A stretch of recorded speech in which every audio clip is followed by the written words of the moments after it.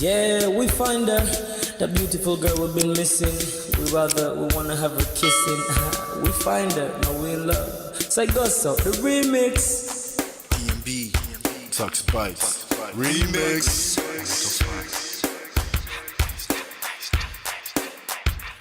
Now if I had to lose you like a bad phone connection, I'd change my game to get a better reception. Sit back, let's start this interaction. Don't fight the feelings, just a chain reaction. Your heart won't give you the wrong instructions. Like my GPS, yes I got the right direction. We gotta merge together like a road intersection. Last stop is gonna be my love and affection.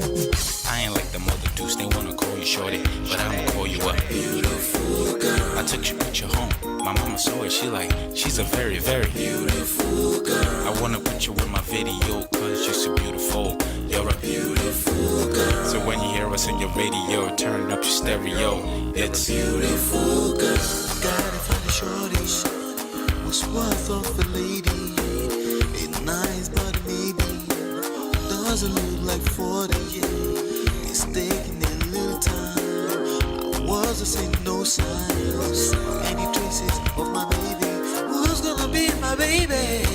But I thought I'm gonna take my time. Within it took a long fine eye. I saw a shorty passing by. She's got this very pretty smile. He was right at the pen station. I tried to make a conversation, holding her arms, feeling so tough. I felt the sensation.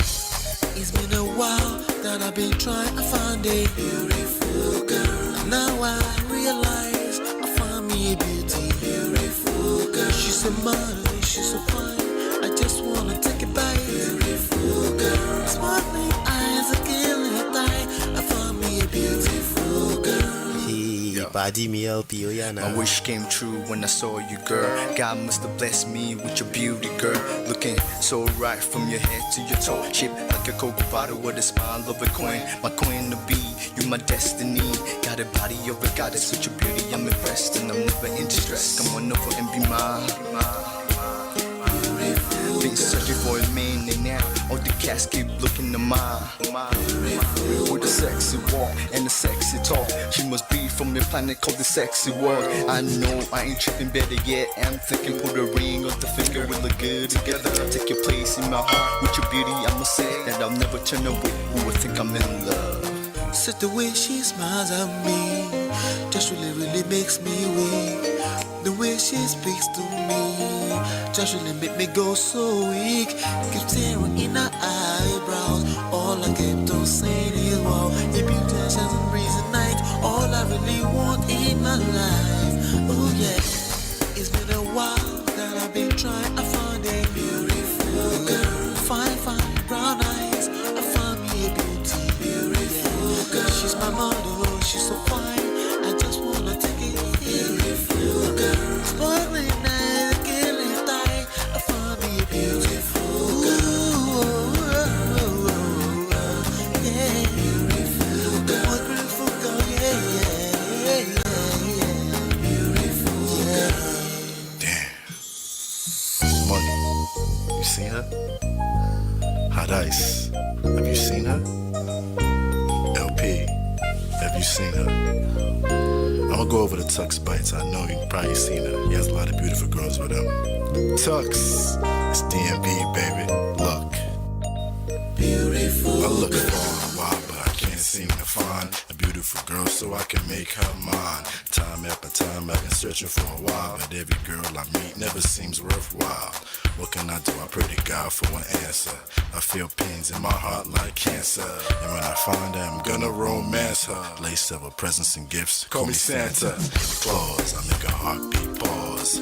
That's my girl, homeboy, not yours. The girl of my dreams, she's more than I ever thought. Show me Aston Kutcher, I think I'm getting punked. She's what I really want, so I'ma go get her. Since I'm a go getter, you know I'm gon' get her. And I will give her the world, anything for my beautiful girl. Psych. Ooh, it's been a while that I've been trying to find a beautiful girl. Fine, brown eyes. I found me a beautiful girl. She's my model, she's so fine. I just wanna take it, beautiful girl. Sparkling eyes, killing time. I found a beautiful girl. Girl, it's your love that I've been missing. I miss all your hugs, your touching and kissing. Make love on the floor, the couch in the kitchen. One love enough, we done enough.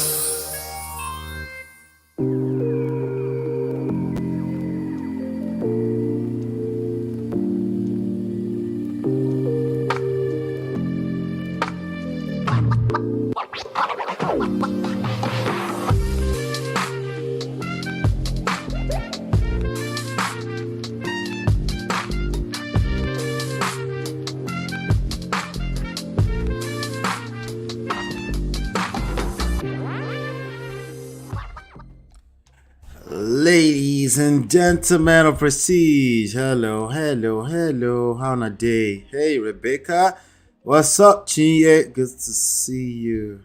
I missed you too. Welcome. Let's have some late night Winning Wednesdays. Welcome to the first ever Winning Wednesdays. Welcome.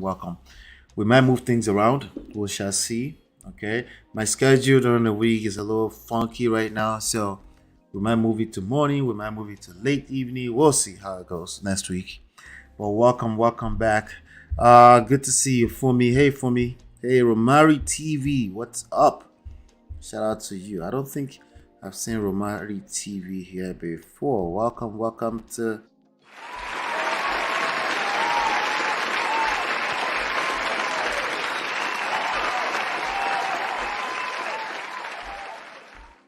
Awesome. Welcome to the Prestige family. All right. So, again, this is not our usual, but, we will adjust as usual. We'll adjust. The most important thing. 1 second. The most important thing is that we're in business and we're continuing to put some content out, and hopefully you all are engaged with that. On your way in, please do me a favor. Hit that like button, share, and subscribe. My name is Ola. I'm coming to you live from my Empire Pro Studios. Over here, we talk about relationships, power, seduction, attraction, emotional intelligence, patience, and love. Now, today, we're kind of talking a little bit about power, okay? But we're talking about relationships always, right? So sometimes we talk about relationships at macro, micro level. Believe it or not, it's the same principles, right? The only thing that I would pay attention to when you're talking about the differences between micro and macro is context. But it's the same thing in relationships, even at individual level. You kind of have to pay attention to context. Kind of? No. You always pay attention to context, right? So welcome. She said, well, it was Romari, just started my channel. Awesome. I'll check out your channel. Please leave a comment after the show so I can check out your channel. Chinye, I miss you. I miss you all. Thank you so much for your support. I know. Thank you. I appreciate that. But, we're here to talk about these things, We're going to have some fun regardless. We're going to make all the people that watch the replay later on, we're going to make them jealous. That's the goal, okay? I have aligned quite a few topics for you tonight that we're going to be going through tonight. Everybody say, I'm here to receive sense.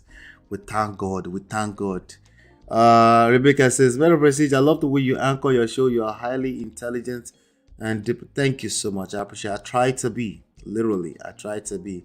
It's sometimes it's a challenging thing to do, Hey, Oyade, she says, super excited about this topic. Not in support of GRV. Sorry, LP fans. And honestly, that's a question that I have tonight. As a matter of fact, I'm going to reserve my opinion a little bit about GRV. I wanted to know what your thoughts about GRV are. And Oyade is already sharing. She's ready to go. Not in support of GRV. Do you mind telling us why? Give us some why. Give me some idea of why you're not in support of this young man. This young man is, exploits, right? Pure water, cocoa water, all that kind of stuff. It seems like a lot of people are. I think a lot of people are confused about GRV, to be honest with you. I think a lot of people are confused about him. Now, he's the best. There's a question mark on that. It's a question mark on he is the best. Or who are we talking about? We're not talking about him necessarily. There are three people, contenders on the screen. We have the Jandor to your right. We have Sanwo-Olu to your left. That's the incumbent present sitting governor right now. His face is right next to my body over there. And we have this young man. What's his name? GRV Gbadebo Roads Vivor, right? I saw somewhere earlier somebody was saying the meaning of Vivor was survivors. Basically, his ancestors were returned slave returnees, right? From over 100 years ago, that came back to Lagos and stuff like this. A lot of them, a lot of those families, Ajayi Crowder, Abat Macaulay, all those kind of family that you hear English, Abeokuta, Ijebu, Lagos names. These are people that you can trace back to slavery, okay, in one shape, form, or the other, okay. All right, so Oyade says, I mean, he a fine looking man and all, but I don't think he can handle Lagos. Interesting. All right, please everybody go and support Romari TV. Go ahead and support. I'm not sure, are you a her or him? Oh, I think it's a her. With that thumbnail I'm looking at. Go ahead and support. I'm definitely gonna be. Let me see. I will be let me check you out. Just make sure I have it open, because we like to support content creators, especially those that are coming by here, because I believe that we're rubbing minds. Romari Bassino, there you go, at Romari Bassino. So everybody go check her out and support you guys. Just in case you don't know, okay, so it's not new. It looks like she has over 1,000 subscribers here, but I'm definitely gonna be checking out. Okay, it's not much videos up there. Okay, there are videos up. Okay, I'll be checking you out definitely. But shout out to Romari TV. Yes, please check her out. Oyadi says he can come back in 8 years. Folks want to work with him. These are very, very valid points, right? These are very, very. So again, we're talking about GRV, the guy in the middle. Let me show my face. Make sure I'm showing my face before we continue. Ujulorowa, right? Face to face, right? Anyway, he can come back in 8 years. Folks want to work with him. Oh yeah, they say I like Jandor. Wait. Oh yeah, were you in my comments saying you like Funke? Oh no, that wasn't Funke. That was Stoke. I remember that. I remember, right? All right. So I like Jandor, but I'm an APC girl and want Sanwo to complete what he started. Okay. All right, I hear that. Rebecca says, I'm not sure of Jandor and this LP aspirant. Yeah, they're not strong. In fact, there's a video that I'm gonna play for you. I don't mean to spread it, but it is what it is. I think this is something that people should be talking about. Where is this video? Did she take it down or something? Let me see. 1 second. Okay, yeah, I have the video. So I will be playing this video in a second. That's good. I have the video. All right. So we're talking Jandor. I don't know much about him. I don't know much about GRV too. To be frank with you, I got to know him after the elections on the February 25 because people were like, "Oh, the next is a GRV. The next in line is who's GRV? Oh, some fine dude, ladies, some fine dude who is running for governor. Ṣé fine level Jenny? Èwo ti ti fine bí ti báwo? Ṣé ìwọ lè wine me ni fine? Ṣé fine level jẹ lẹ́kọ̀ọ́ ni? Which one is fine? Oh yeah, anyway. Rebecca says, I'm not sure of Jandor and this LP aspirant. That's GRV, right? She said this LP aspirant. Like who be that? Who be that again? No? We don't know this person. Eh? You're welcome, Romari. Rebecca, I don't think they are capable of handling Lagos. Lagos is full of crazy people. It's interesting. Yeah, I think he will be better than Sanwo-Olu. In what respect? What do you mean? What do you mean, Chiye? Fine does not necessarily mean soft, though. Oh, well, this guy is talking about his spices. I was listening to his. He was interviewed on a podcast, Menizin, right? Those guys, right? On Mado TV on YouTube, and he was talking about his Pisces. I'm like, Oga, you're a Pisces. What does that have to do with power conversation? What does that have to do with anything? I'm confused. You know, happen. Pisces be tibawo. If you're going to be science or something, I mean, let me hear something like Cancer. I don't know which one is which one of the signs sounds harder. Scorpio. Anyway, Scorpio gang here. Which one? I don't know anything about the signs, but if I was trying to run for governor, the last thing I would be talking about is the most populous, the largest economy in Africa, literally, right? The last thing I'll be talking about is my sign. See, I'm going by vibes. I'm not really the political guy. I'm going by vibes. I'll point out some things, but you know, even at local government level, I don't want to hear what your signs are. Jesus Christ, signs beat about. Anyway, that was just the list of everything he said. He said many other things. You know, he's an architect, apparently. Went to MIT, you know.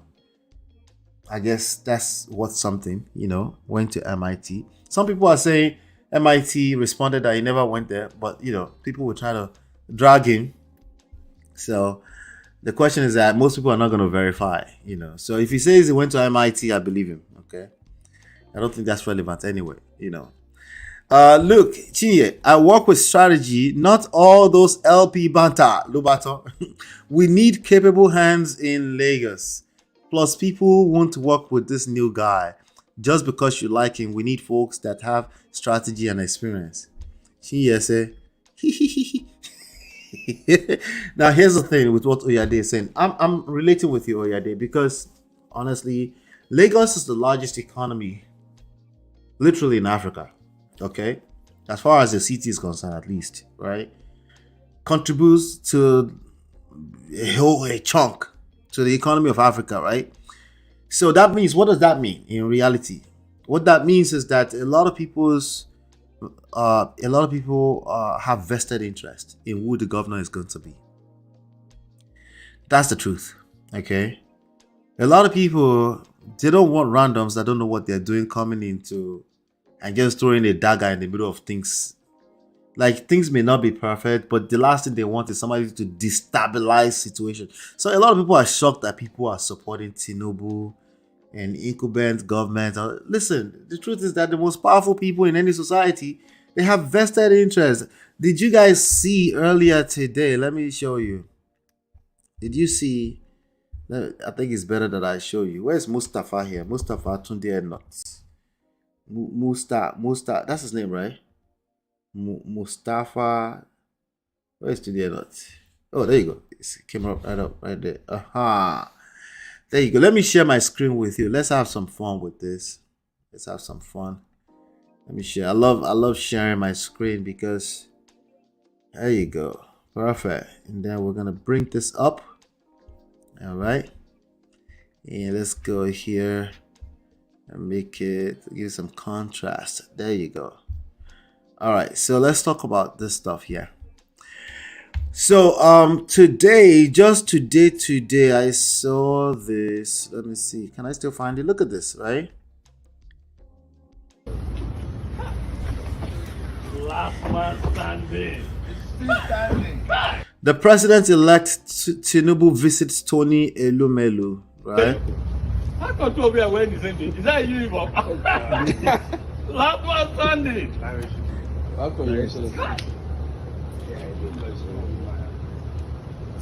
Listen, these are the most powerful people in Nigeria. They want Nigeria to be good, but with respect to stability. They don't want, in the name of what?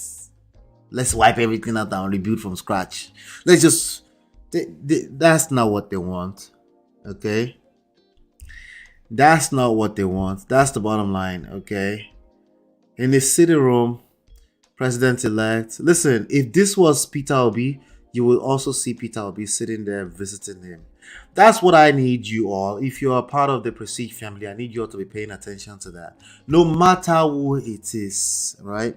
I remember when was it Jonathan and Buhari, you know, and then as soon as, was it Jonathan and Buhari? I think so. As soon as, was it Jonathan that won? Was that 2015? Yeah, it was Buhari. I was looking at live TV. I think one is Channels TV and the other one is AIT. And I could see Dangote, literally, or at least it felt like minutes, maybe an hour apart. They showed him live congratulating Buhari, like an hour apart from the time when it was basically with Jonathan and saying, it is what it is, you know. Listen, I need you all to start paying attention to this. They will remain friends, okay? They will remain friends, okay? So back to the point that Oyade was making, right? The powers that be, they don't want anything to destabilize. These people have millions upon millions of dollars vested interest, employees, things that they bet for or against in the near term, long term, short time. And just because you just want a new person, yeah, not quite. I get it. That's cute and all, but not quite, you know. So very important, something to pay attention to there, you know. Oyade is we don't know this random GRV dude. So think about someone like me, like an average Lagosian, probably, right? They're like, who? Huh? 1 week? We don't know him. What? Oh, why? Because his Labour Party? Okay, that's cute, but nah. Right? Listen, I'm telling you what is going down right now. That's probably the conversations. And there's a lot of other conversations that we should talk about too. Things around bigotry, things around tribalism that's attached to his name. That's not looking good in just a few days of getting to know his candidacy. You know, look right. The optics of it is not good. He could be a good guy. By the way, we could have voted for him and it would change lots of lives. Like completely revamp and switch things around. But that's not how these things work, you know. You do have a point of people not being open-minded to work with him. However, how has Sowolu been strategizing Bikonu? He has been under the grips of BAT. I'm telling you, for the people that matter, yeah, the stability. A lot of these people, they feel responsible for their own lives, and subtly, in a very subtle way, they don't mean any insults. They expect everyone else to be. Like, if you want to compete, come and compete too. But don't just change up governors randomly or presidents randomly just because. This is how it works, okay? I'm just telling you how this thing called power works, okay? I was still having a conversation with a young man today, and he was of the opinion that we should all be or fight and advocate to look after each other and build social systems, communist systems, right? Socialist systems that make sure that every human being has human basic rights like food, clothing, housing, at least, right? And I said, I like that. But it's not realistic. If you and I, if they say, hey, you have 3 babies, I have 2 babies, you have 5 babies, right? And say, throw your babies inside of this garawa, we take care of all of them. Just throw them inside of this big barrel and throw your babies inside. We'll take care of them. Don't worry about them, right? How many of you are willing to throw your babies inside? How many of you would hide one baby on the side and say, okay, let me throw these 2 inside. Let me hide this one so I can make sure, right? I know it sounds terrible, but this is essentially what it is, right? The truth is that we live in a competitive world. I keep telling you that it's an open marketplace. Everyone gets to compete. Yes, you're absolutely right. Some people, their hands are longer than the others. Some people, their legs are longer than the others. Some people are standing on they have like what do you call it? They have help in the beginning, right? They have better help in the beginning. Some people, they have bigger advantage. Some people have bigger advantage in the beginning, but somebody that didn't have advantage outpaced them because of an open marketplace. Yeah. Those are some of the things you want to consider when you're getting cute about how things are supposed to be, the fantasies that we have, right? How things are supposed to be as opposed to the reality of things. You will see this playing out in relationships all the time, right? You need to dig things down to the roots. Why do people want what they want at an emotional level? Why is it that they care? Why do you care? It's not just because you care. There are deeper reasons beyond the fact that you care, right? The same thing goes in power and politics. Why is it that somebody is preaching hope, renewed hope? Why? Why do you care about me? Why do you want to give me renewed hope? Right? Why are you giving me a bottle of water? Is there something inside it? Is it okay? Do I feel safe? Can I drink?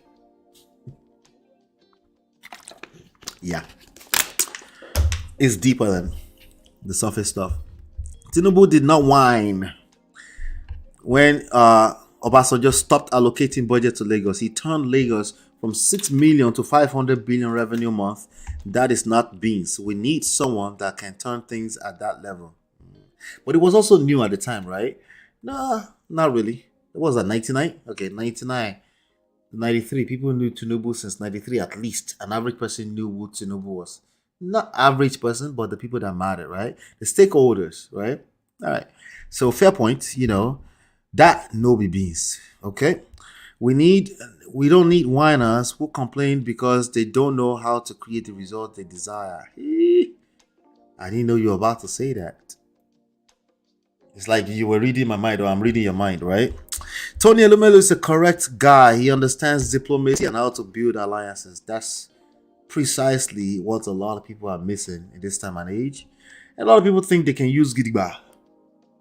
Let me just use Gidigba, right? And just open the door. No, Gidigba Oshila Kufun Oli. You have to have the keys. And the keys has a lot to do with, right? We're not in this is not like Russia is literally living 100 years in the past, right? Russia and the Ukraine situation is sad, but the truth is that the biggest and the most effective wars are being fought in different ways today. It's not about physical weapons, right? All right, just think about the weapons of China against the United States right now. I need you to start thinking deeper. Start thinking deeper, because you will find it useful in your personal life as well. It's not who can run the most mouth. It's not who is most aggressive. It's not who is checking who the most. It's not who is the most loudest in the room. It has never been, to be frank with you. It's just that in the wars in the past, because there was no technology, because we didn't know as much as we know today, certain people want to show out, so you have to show them pepper too. You have to destroy certain people. Hey Tiffany, good to see you. Tiffany, how now? Hey there. The way I put it, MOP family, how not day? We did. Late night, I know. People, you know how well today were once strangers. If you have extensive experience on a management skill, that's good. Yeah. I'm free to drink the water, Abby. I don't know why are you giving me water? You put something inside. That's what you should be asking. Not always physically, but you should, like, somebody wants to do something. They said renewed hope. Why? Mean, okay. Now, if you have your own vested interest, like you understand this game at that level, then you probably already know the answer. You already know the answers, like Tinubu wants to become president. What does that mean for not just you personally? It's not just selfish, but for your own mission in life, for the different things you have going on, which you should have some things going on, right? What does that mean? Short term, mid term, long term. What does that mean at a small scale, at a large scale, right? Are you willing to take a risk? Some people are willing to take a risk. Like, you know what? Their foresight is better than people that may be stuck on a Tinubu, right? Tinubu, people that are supporting Tinubu, they're probably closer to short-term benefits, right? Than people that are looking at Peter Obi. People looking at Peter Obi, they're saying, wipe everything out. We're looking at our children. They might be applying the same concept when it comes to GRV, but I think that's a little reckless. Peter Obi is not the same thing as GRV. It's not. Okay? I was going to say come back in 4 years. Ayade says 8 years. Right? The last thing we want to do is start voting a bunch of LP and not looking at the personal level. What are the policies? What are the track record of each one of those politicians? The last thing you want to do is just put a bunch of Lagos Party again, Labour Party people in there. That's not wise. If you understand life, relationships, power, there's multiple layers to this thing, right? You need to assess things a little bit closer, right? Then, let's just know, the enemy, they don't do that, right? The enemies don't do things like, let's just do it, let's just that well. They don't do that. They are much more wiser. They are much more calculative, right? They don't leave any questions unanswered. If a question is unanswered, is labeled unanswered, find the answer, right? If a problem is unsolved, it's like unsolved, solve this problem. Not only do they understand they're solving that problem, they understand that when they solve that problem, it creates new problems. Solutions create new problems, and they are tracking everything, right? If they can't cover everything, they have quote unquote structures to cover those bases, right? Yeah, we have to be very, very careful. We have to be. Hey, Gores Corner, good to see you. How are you? I haven't seen you in a while. Good to see you. We have to be very careful, is my point.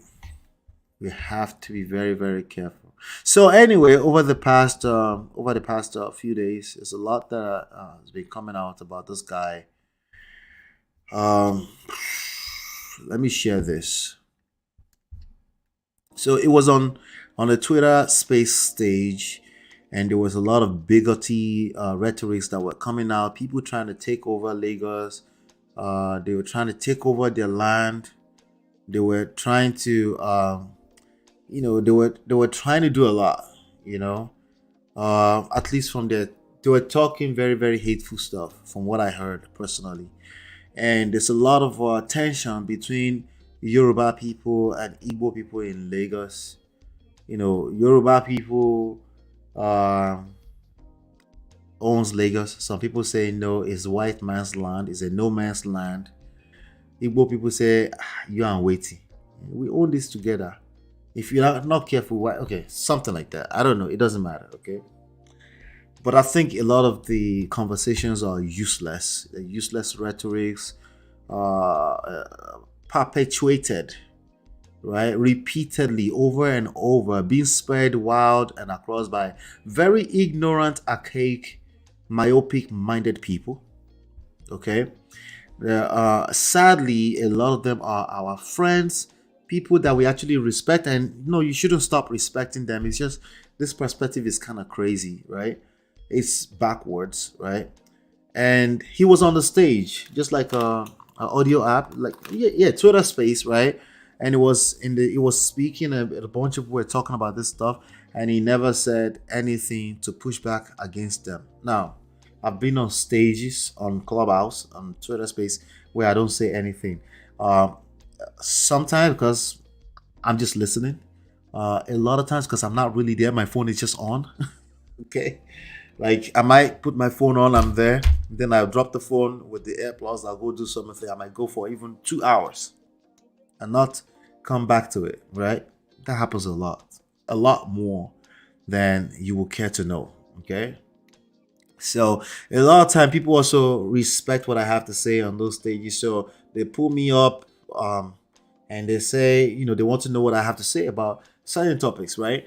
And they might say, I'll say one or two things and I'll just be quiet. I'll be listening. I learn a lot about the state of the mind of a lot of people in this time and age, especially when it comes to dating, marriage, relationships, and stuff like that. This is like, wow, that's how you think. No wonder why you're creating the problems that you're creating. Like, oh, but I will just shut up and I'll just listen. And sometimes I will bring some of those topics here and then we'll talk about it. As a matter of fact, I have one of those stories today, maybe 2 stories to share with you from Clubhouse, So he might have been on those stages, not really know. So we can't really, but he's been accused of supporting. He's married to an Igbo woman.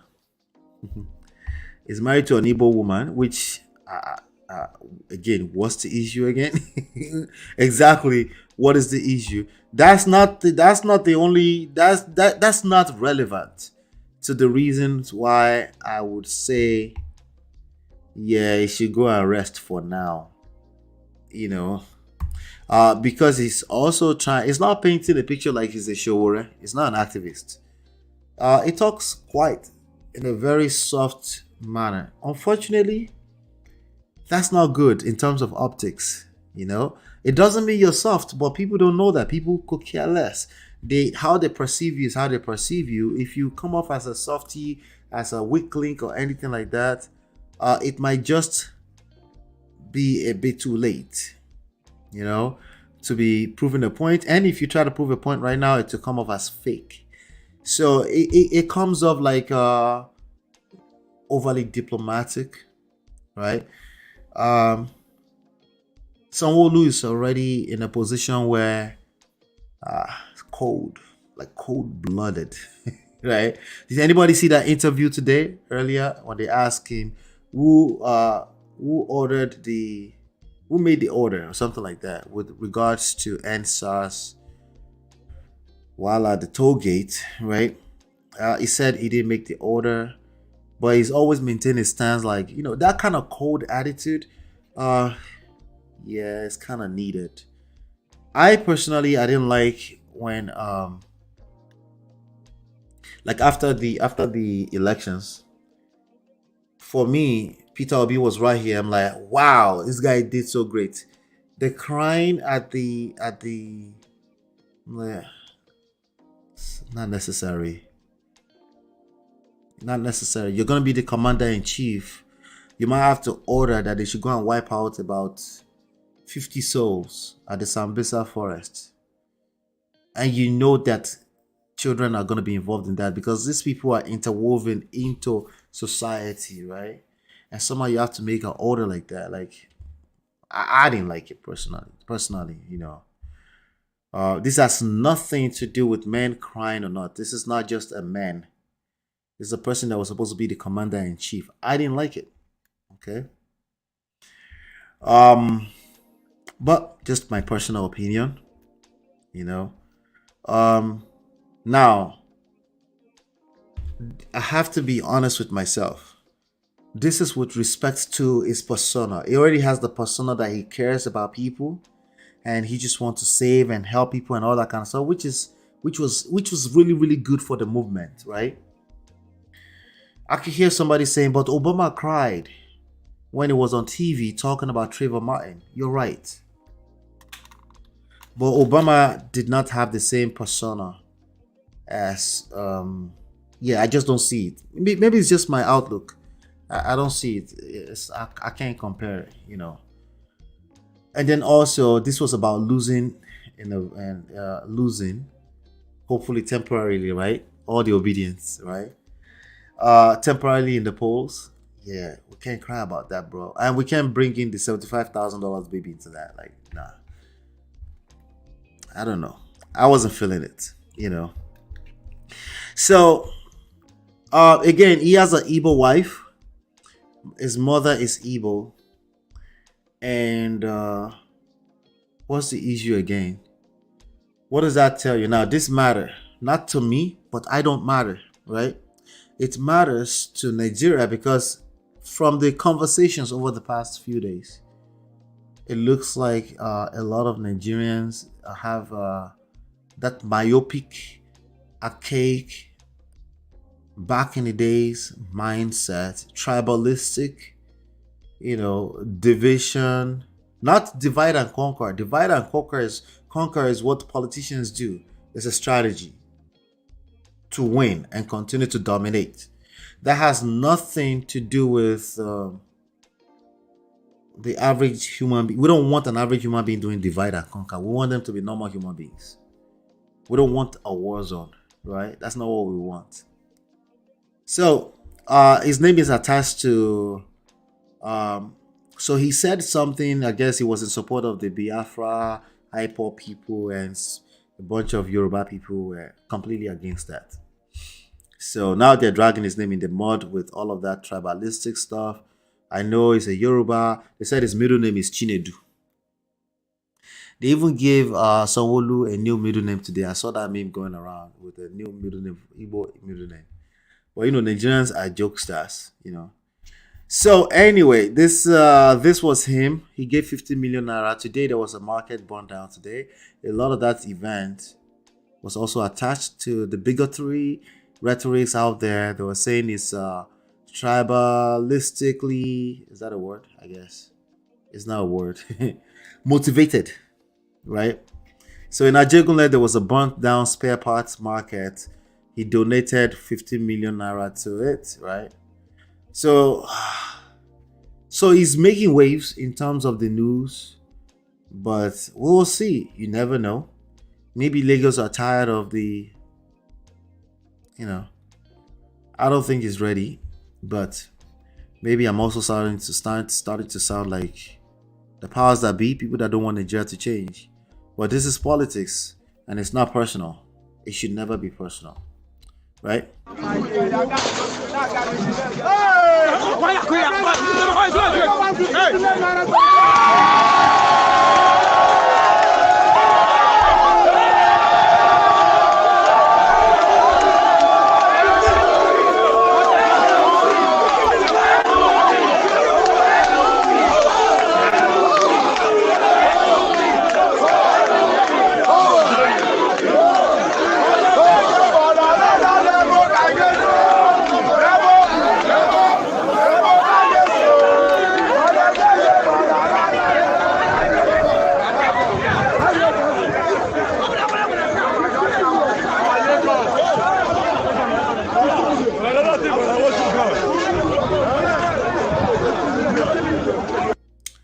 All right, so that was that. That was today, So speaking on the incident, the director, Lagos State Fire and Rescue Service, Margaret Adesheye, said the firefighters promptly contained the raging fire and prevented it from spreading wild. At about 3:28 Wednesday wee hours, a fire outbreak was alerted at Akere Spare Parts Market, Kirikiri Road, Olodia Papa Ajegunle, Lagos, that saw the Ajegunle Fire Station of Lagos Rescue as the first responded. Upon arrival, it was discovered that rows of shops that traded in auto spare parts were engulfed in fire that led to... So they were saying that basically these are people that don't want the Igbo people to be in Lagos. This kind of stuff is sad to watch, to be frank with you. Gores Corner says, for me, I don't think he's the one yet, though. I don't think so, too. I don't think so. But we shall see, Jandor and Funke Akindele, I don't see it. But let me play this video. Let me play this video from somebody who had something to say about Jandor. This young lady over here. Just Adeton.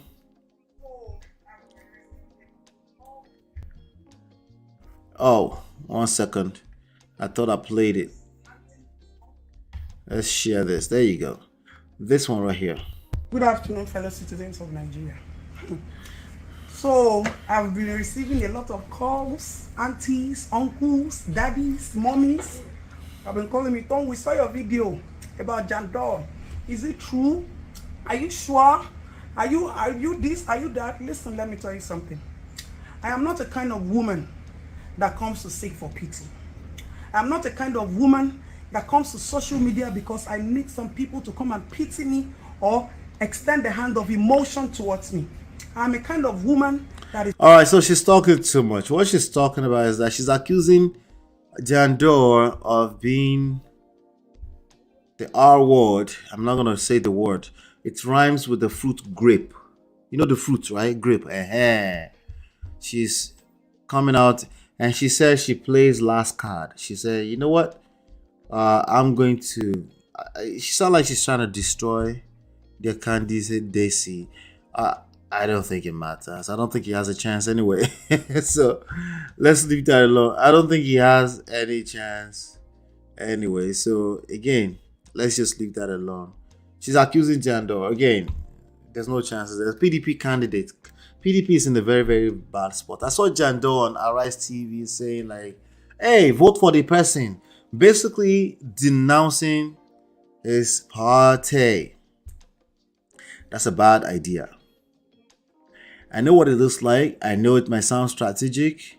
What you never saw the Tinubu and the APC camp did is, I didn't see it, at least it wasn't popular enough, to publicly come out and denounce their own camp. Don't do that. That's terrible. All right. What that will make the general public, that will destroy their ability to be able to trust you.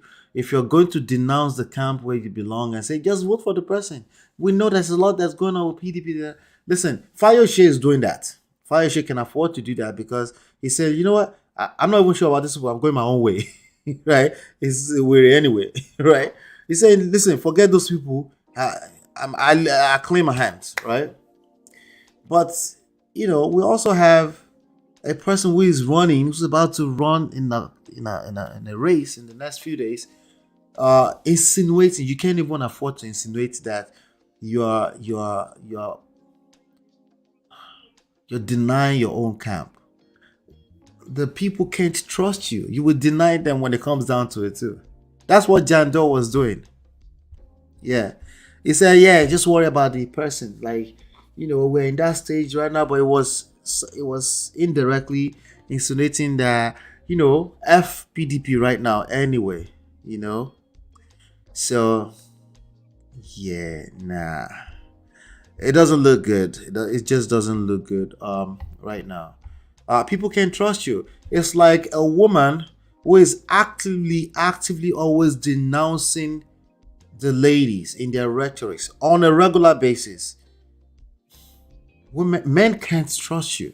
If you will denounce your own, men can't trust you. Or a man who is always throwing men under the bus without any solid anything to back it up. It's ready. Like, he's just, right?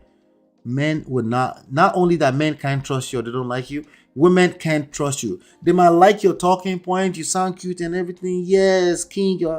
But the question is like, they can't trust you if you're going to do that to your, or you're quick if you're a Yoruba person and you're very quick to throw Yoruba people under the bus, right? If you do that consistently long enough, or you're a black person, you tend to come off as Dr. Ruckus, as a coon. The people you're pandering to can't trust you ultimately. So loyalty is a thing that's very, very delicate. You have to be careful with it when it comes to power. Sometimes you have to burn everything up and burn the bridge and denounce it. Sometimes that happens in real life.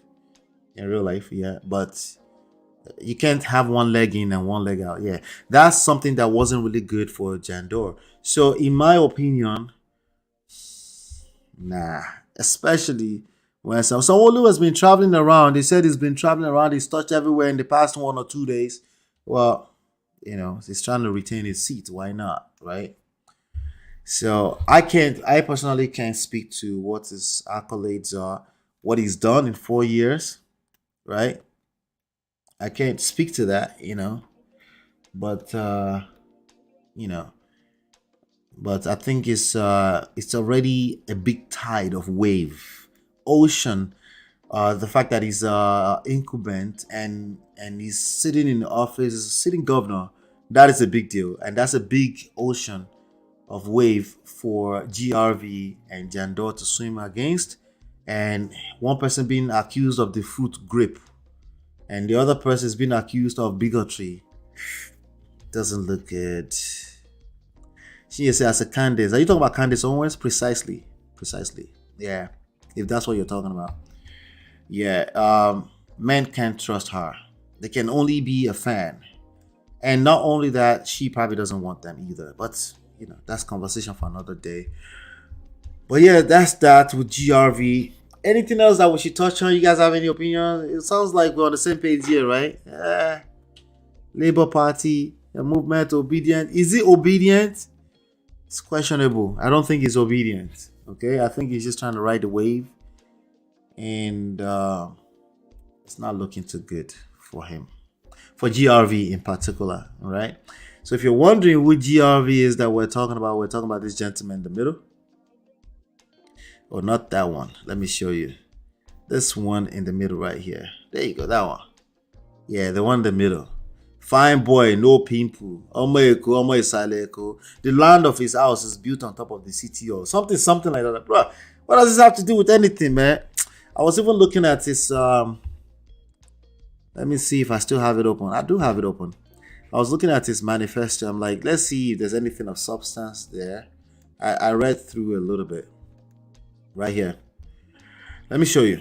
All right. GRV 2023. Right? That's his website right there. All right. GRV. I'm like, oh, such a cute website. I said, okay. All right. But here's the thing. When I first heard his name a few days ago, I came here, I clicked on manifesto. It was going to a broken page. So when I came back just before the show, I'm like, okay, they fixed this. It's back up. Because again, I want to have an idea of what we're dealing with a little bit. After I feel the vibes. Yes, I do go with vibes first. I know it's bad, but I'm human. I go with vibes. The vibes I'm getting is literally Pisces. Like Pisces, like born in March, like my wife. And nah. Anyway, so and then he asked Peter Obi's for president thing here. I'm like, yeah, we're you're riding on the, how do they say that, cocktail of Peter Obi. Is that how they say? What's that word? How do you spell that? Is it cocktail or cocktail? Cocktail, right? Of Peter Obi. I'm like, nah, this guy, you're not really obedient. Oh, wait. Okay, see? He says the Lagos face of obedience. I think it's cute, but nah. I think it's cute. Really, I do. But nah. Right? Yeah, I don't think so. Maybe I saw Sanwo-Olu traveling around, okay? I didn't see him. Shit, you did for Lagos, Rebecca? You know, rich. Yeah. Oh, the Pisces part, right? I know. I'm like, bro, I didn't need to know you were Pisces. Jesus Christ. People should be saying that. Not you telling us you're Pisces. I think they asked him, though. I think it was on that podcast. So maybe not his fault. I would have pretended. I was like, what do you mean? My sign? I don't know. I was born in March. What is that? Okay. Oh. I am. No, unless I was Scorpio too, like I am, Anyway, let's see. Gbadebo Roads, Vivor. Okay, it's cute. Vote for senatorial candidate of. So they were trying to use one manifesto to push in a bunch of Labour Party people. These people don't know each other. They don't know each other. There's a lot of people that will come into Labour Party to try to overthrow. They did it with Chowore. They actually took AC away from him for a while before he got it back. Did you know that? Listen, I'm telling you, you don't want to be doing that, okay? Core values, love. It started with love. Pisces, that Pisces energy is moving. It started with love. L for love in Lagos. A for accountability. G for greatness. O for Omoluabi, right? So it's a Yoruba boy. Gbade boy is Yoruba now. Come on. Chinedu, lovely name. Igbo guy, masculine. Chinedu. Emeka, right? Yeah, nah.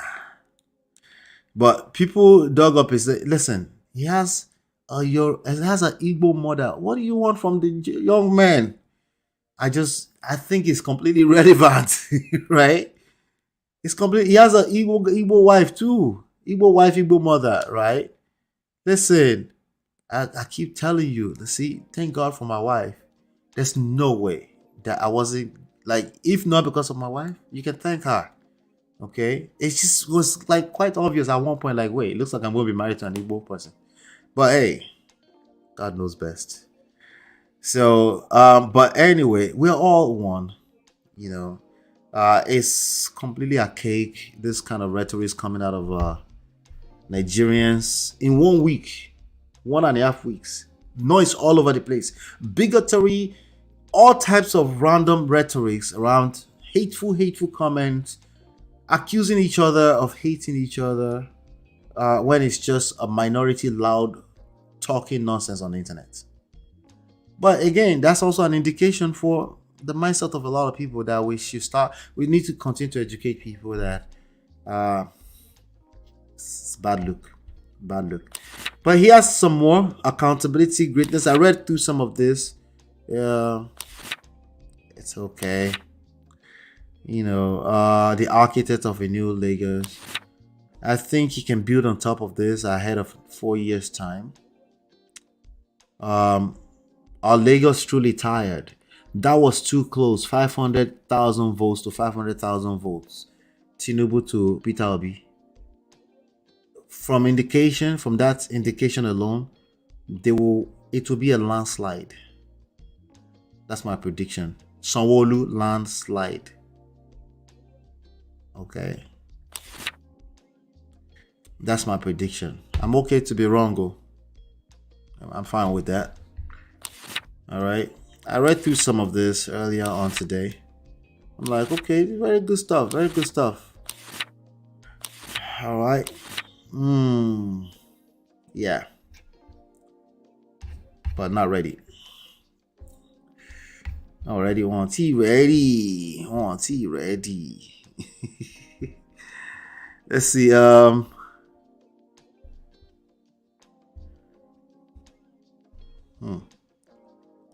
He's using style to walk in with obese movement. That's exactly what he was doing. And that's not good. Now, you can argue, it's arguable. You can argue that, hey, why not? Why not swim with the trend? There are certain strategic moves you can make. I think it's a good idea to swim with the trend, of the oceans, to leverage the wave in your favor. But I also think there's certain times that it's very tricky. If I were him, I would engage some advisors on that. Make sure that that's AI-driven decision. AI. I will ask a few people beyond ChatGPT to tell me, like, what do you think? This is a good idea. Right now, it's not looking good. But even particularly so that, at least for what we know right now, that Peter will be lost. Right? Governor of the state is not a joke. It's not a matter of fine boy, Lobata. L for Libra. Madam Lola. Thank you, Madam Lola. Oh, you say thank you, Madam Lola, because I said the Lagosians that were playing the tribal card was calling him Shinedu and not Chinedu. They were calling Shinedu. That's messed up. Yeah. Anyway, so Nigerians are not there. I know there's certain things that we like, but they're not there. Anyway, we're at the top of the hour. Let's do this. I got a few more stories to cover, right?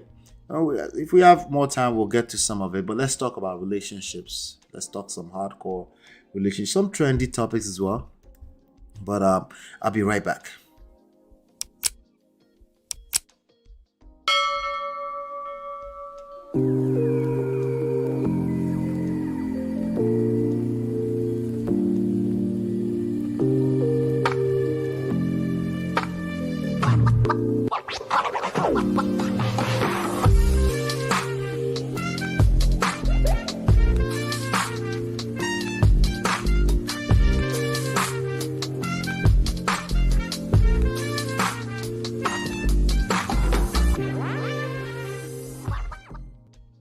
All right, let's talk about this auntie right here. What women want from their husband. Remember a few days ago we did what is it what men want? Something like that, right? So what do women want from their husbands? Anybody? You have an idea? We're few here today. So if you have an opinion, what is it? What's the one thing that you want from your husband? Your husband to be your husband, anyone, right? What's that one thing that you want? Tell me, be honest. Be honest. Don't prejudge me.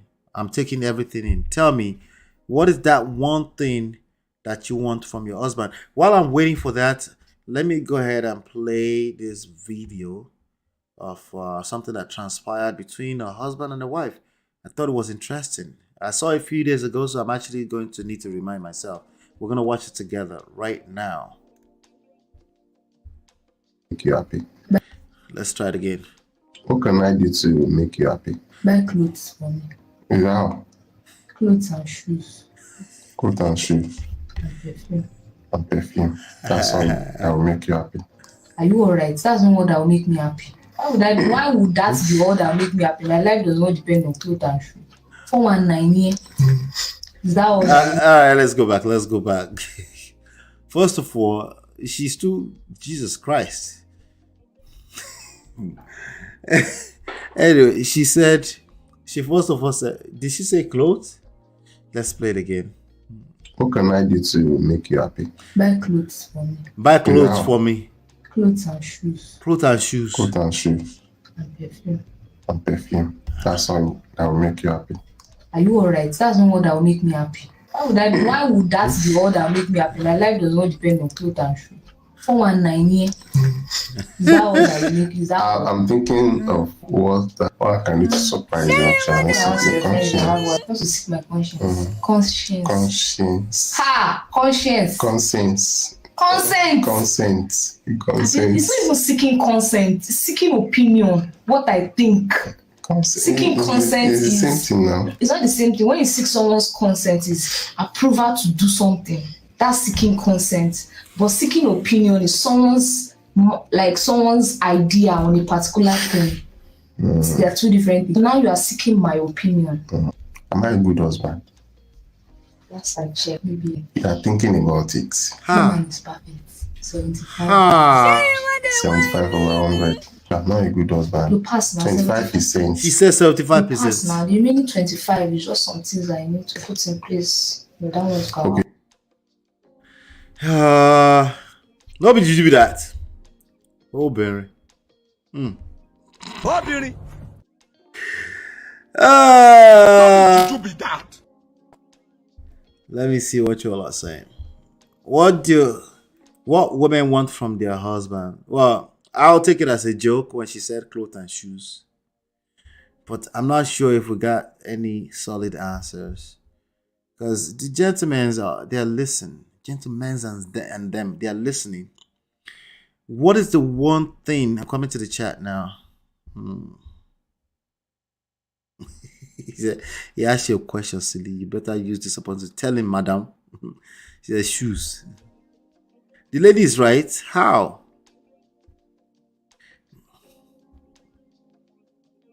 How? What is she right about? Which part was she right about? What can I do to make you happy? Buy clothes for me.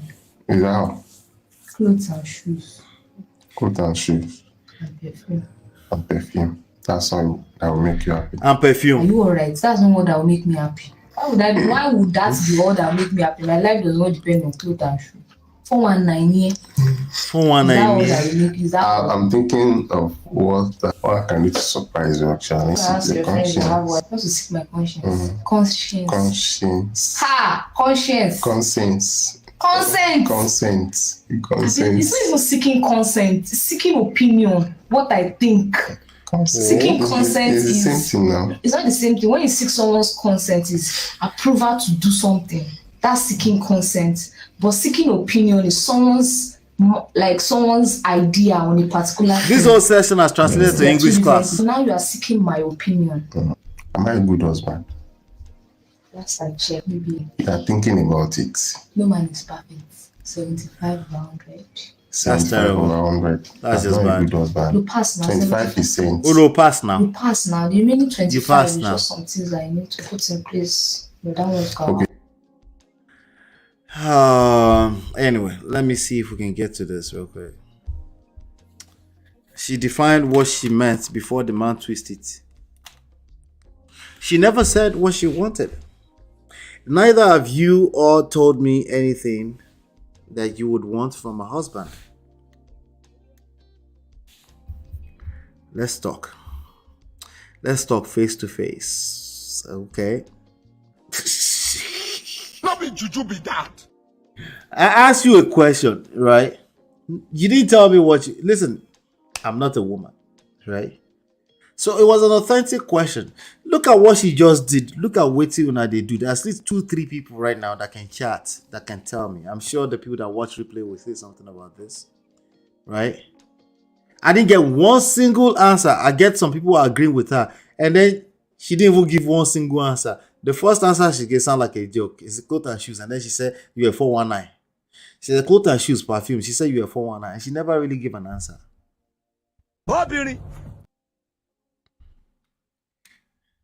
Listen, have you noticed that I don't really create content here? We're just engaging, right?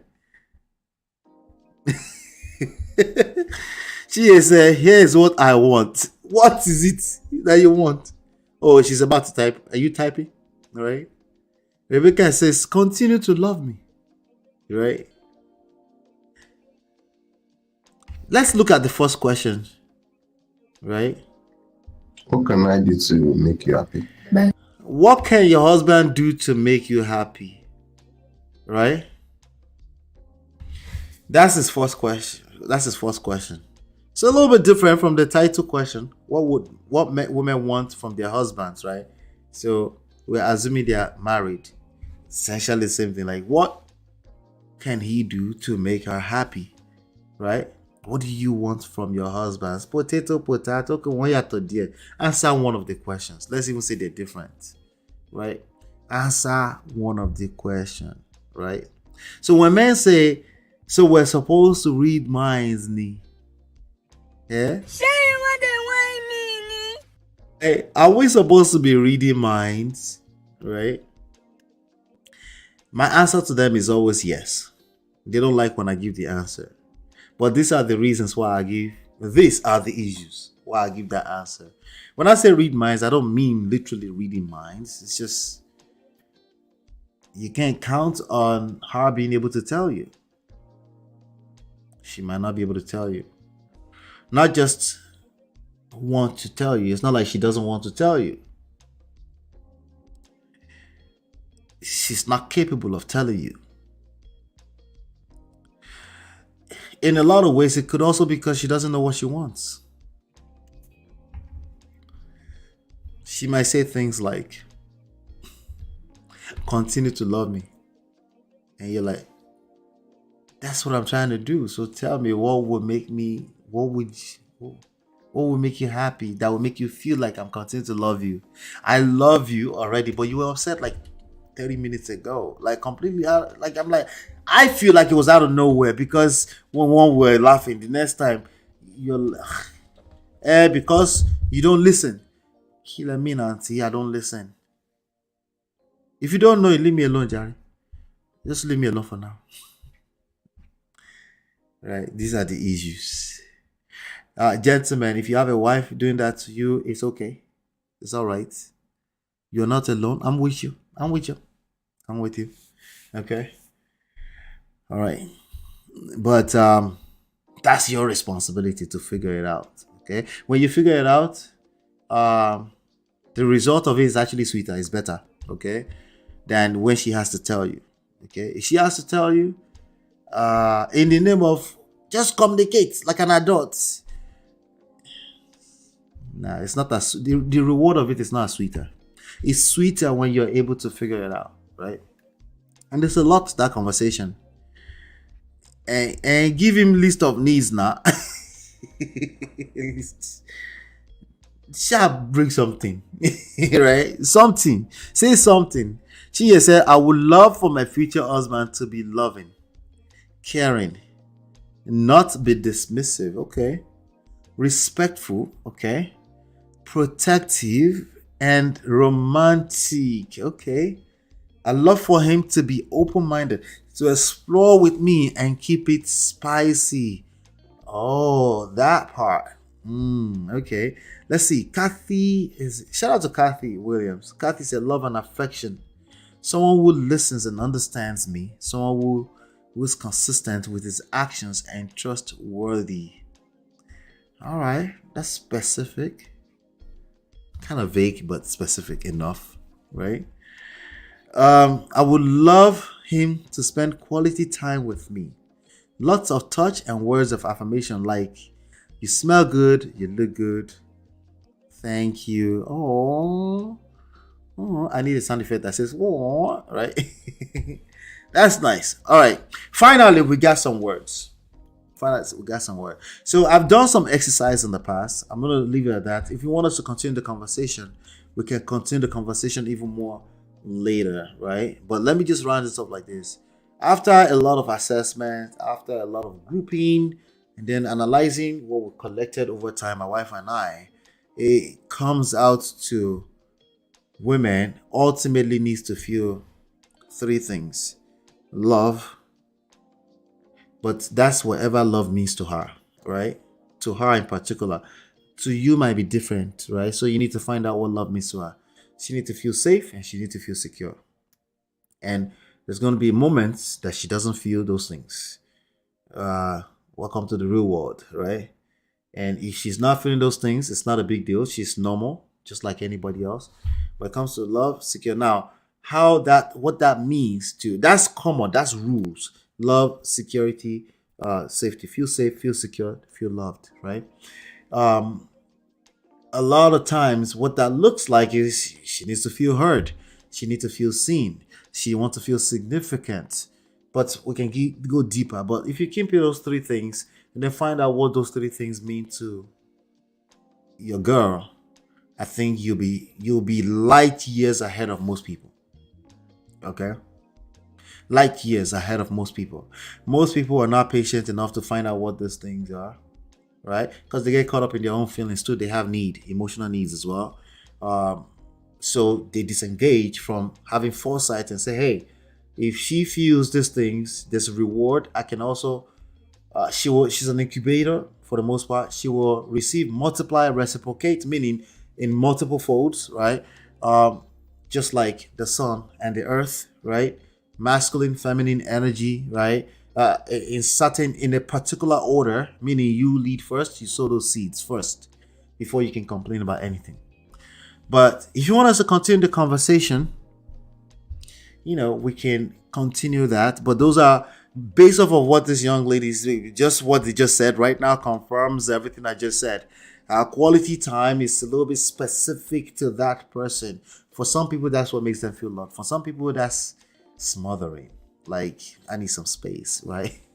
Some people like that, are like that. So you need to know who your particular person is and what they like. And you might need some help with that. Like I said, you damn near have to read minds sometimes. And there's a good chance you don't know how to read minds. But some help can go a long way. Why should I seek this kind of help? Well, as a man, as a king, you get to keep your home together, right? So as a king that you are, you get to keep your home together because I know that's ultimately what you want. So there's reward in that for not just you, your wife, and your children, okay? So let me see. Chinya says, Need feel heard, not being dismissive. Yes, that was something that I had to learn properly. It's huge for you. That's what's up. Yes, I would love for you to continue this conversation. I need all the smother. She wants to be smothered, like smother me. She's touchy feely, right? My wife is touchy feely too, to a point of like, why are you touching me over there, man? Right? She likes her space too, but it's about just learning what feeling loved, feeling safe, feeling secure mean to your particular woman. Right? You lead with those three things. Yes, there are rules. Yes, there are guide. Those are the guides right there. And then you go into your particular wife, and then you find out what those things mean to her, what it looks like for her, and then you take some time off to process it. And then you sow those seeds because you can. You're carrying a nut sack with 20 million of those seeds. You can. Yes, you can, King. Yes, you can. You sow those seeds, and as a fertile ground, she'll reciprocate. Right? But if you're not patient, if you don't understand seasons, you go struggle, child. It is what it is, I struggle for real life. But what women want from their husbands are more deep. I think it's a conversation we'll continue to have with some specific examples later on. Okay. Chinya says, I would love my space after when I'm done. Wahala, wala, wala, wala, wala, wala. I'll be right back.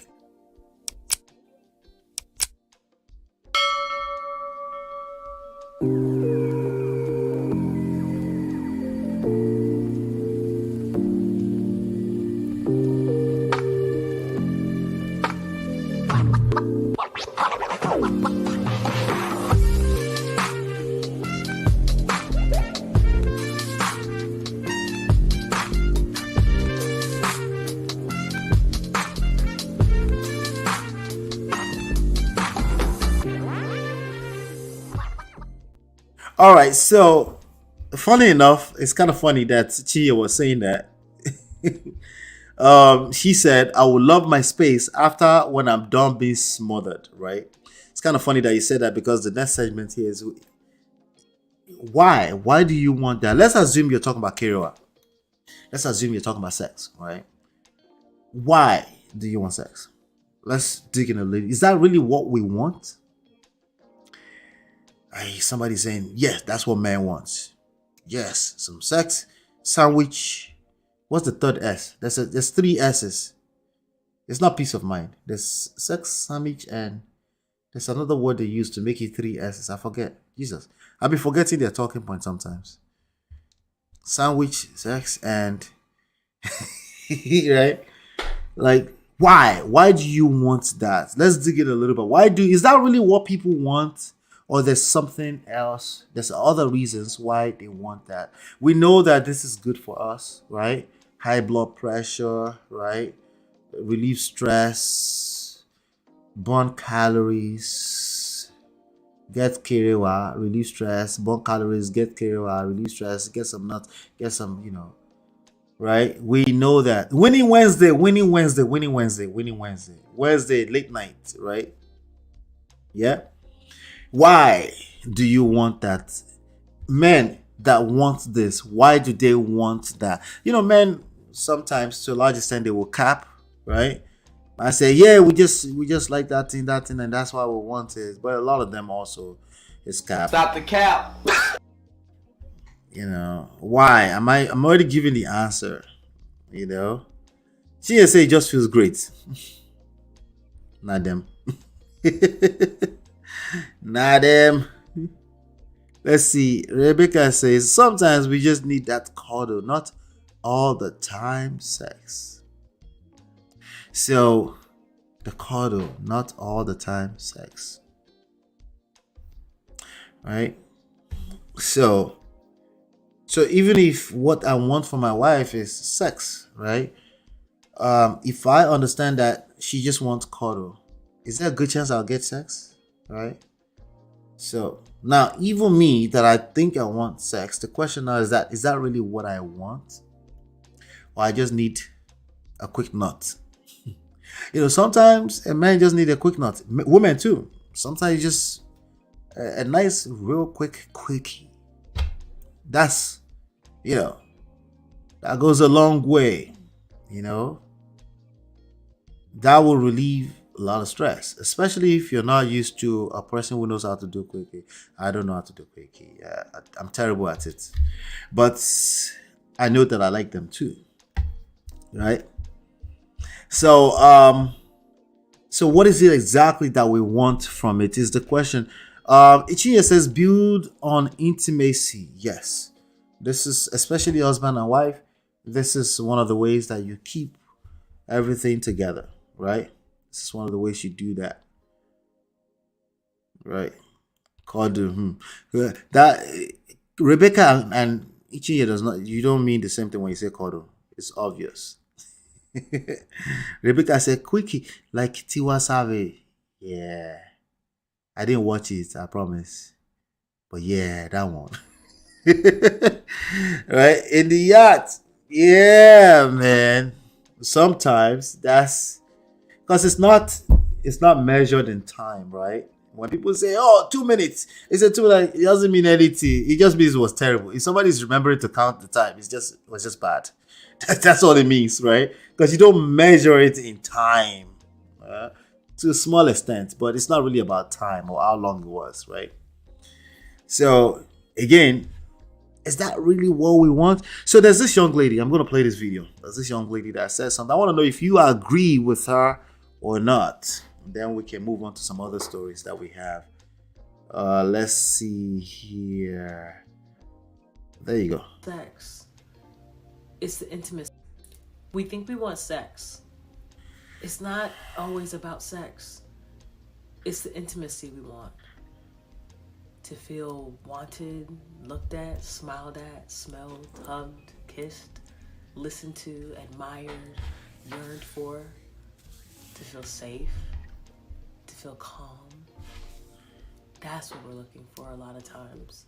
And the reality is, because all of that requires a level of vulnerability, many of us just settle for just having sex and hoping that sex could be this kind of like microwave fix for the things that intimacy really wants us to have, like a companion, someone to see us, someone to validate us, someone to share in life's experience with us. So the next time you're horny, maybe you actually just want to hold someone's hand. Nah, I'm just horny. Do you all agree with her? Do you agree with what she's saying? Let me see who agrees. We have Rebecca and Chia here. Do you agree with what she said? All right. Sometimes when you want all you want to just want to hold hands. Maybe just hands. Rebecca says exactly 100% my mind. Okay. Cuddle and watch a movie. Or more. Sometimes you're just punishing us, okay, by doing that. But we can stay connected to the rewards. Then it's not that bad. It's worth it. She is fine. Abibashide though. I am more. Let's see. So a lot of men will probably want to disagree more, especially that last sentence. I disagree with last sentence, but everything else before that, let me see what she said again. We think we want sex. It's not always about sex. It's the intimacy we want. It's the intimacy that we want. Especially married men. That's what they want. Okay? That's what they want. Modern men in particular. They are definitely a lot more in touch with that side of their being, right? It's very important that women pay attention to that. And Shawagba, just come and take it. No, don't do that. Don't do that. Don't do things like that. Okay, fine then. Don't do things like that. Why shouldn't you do things like that? Because it's not just the thing that he wants. Okay, I feel like a lot of men, okay, I mean, kind of they know that you want intimacy. They just don't. They're not patient enough for that process. A lot of times these days, but no, in general, not just these days, but we're having more and more men. I have noticed educating themselves on what's needed in order to arouse a woman and make her feel wanted and all that stuff. But here's the part that I need you ladies to pay attention to that may have been discombobulated into the conversations, especially when you have a bunch of alpha males saying, I'm just a man. Who needs a woman?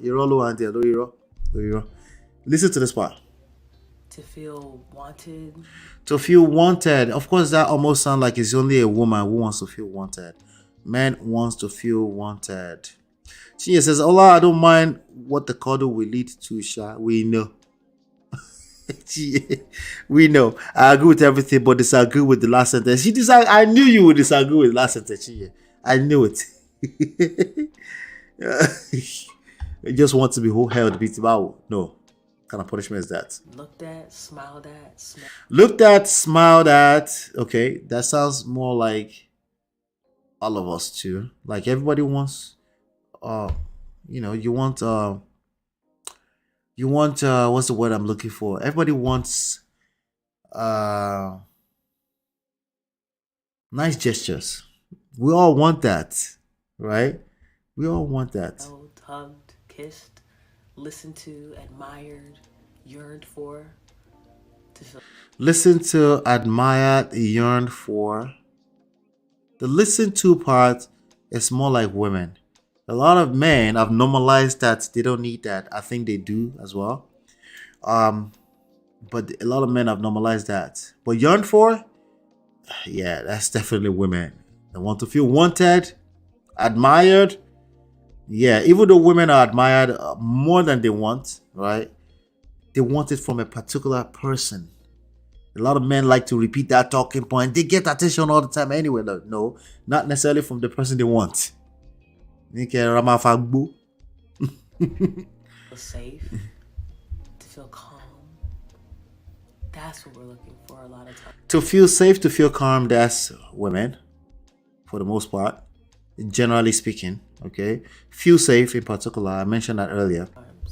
And the reality is, because all of that requires a level of vulnerability, many of us just settle for just having sex. Settle for just having sex. I think that part is also very accurate. A lot of men will just take what they can have.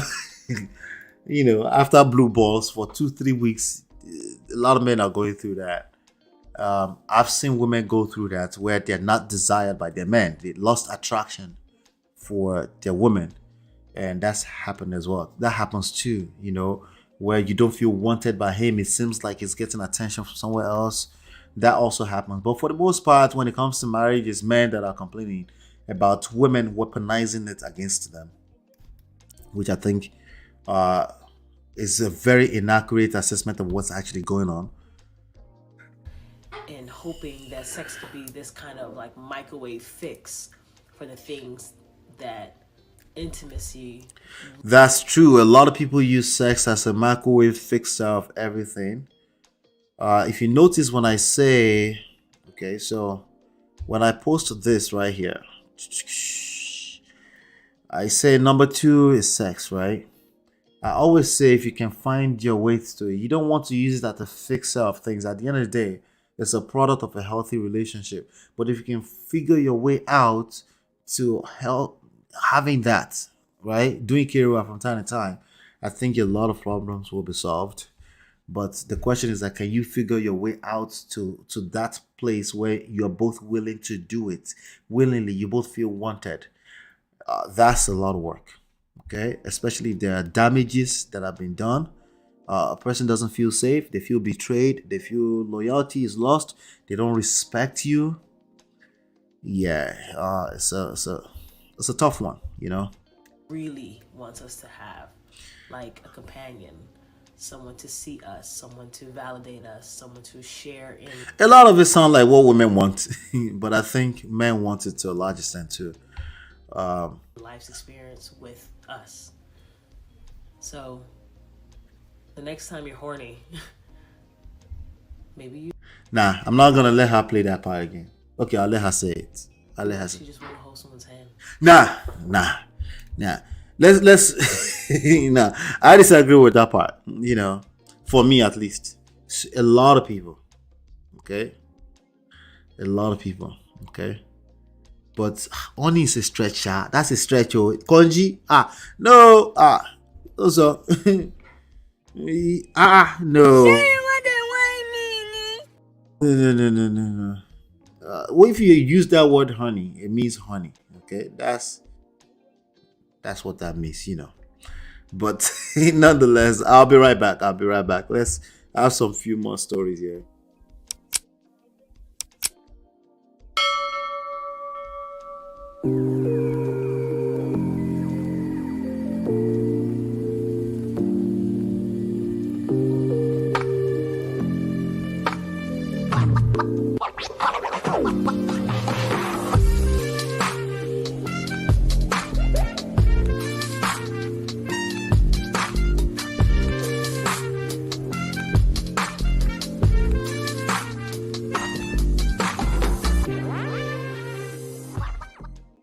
All right, let's go to this story. How many people know Dania Jackson? Dania Jackson is the ex-wife or ex-wife to be of let me show you what we're talking about. Or ex-wife to be of let's hope I have that. I do have that here somewhere, right? Ex-wife to be of where's the story? Oh, right here.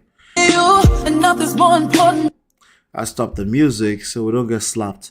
But ex-wife of Derek Jackson. Who is Derek Jackson? Let me show you who I'm talking about. I think it's better we put some face to this before we continue. Derek Jackson and wife. There you go. Let me show you who we're talking about. There you go. Perfect. Share this. There you go. All right, so this guy is right here. Let me make it bigger. Yeah, so Dania Jackson is the ex-wife to be of Derek Jackson, who came back some weeks back, maybe less than 2 months ago, to say they're filing for divorce. It was a guy who was particularly known for doing content that tended to pander to women. Just saying all the things that women would like to hear. I've listened to him long enough. He's not saying a lot of things that's too off the cuff. But I remember the first time I heard him, I felt like the vibe I got from him, like it was coming straight, like he would tell some stories about something that happened between a man and a woman, and he's just going, his rhetorics were like, just the man did something that, and it was extremes of what's possible that the man is thinking. I'm like, if you haven't heard the side of the man's story, why are we going for the worst case scenario of what's possible that the man is doing? It just didn't sit well with me. And I remember seeing that video and I kind of like lost sight of it. I didn't follow him until it was 2 years ago that some blogger, Tasha K, exposed the nonsense out of him. He had been cheating on a consistent basis, serial cheating on his wife. You know, that's the wife right there. And they tried to fix it.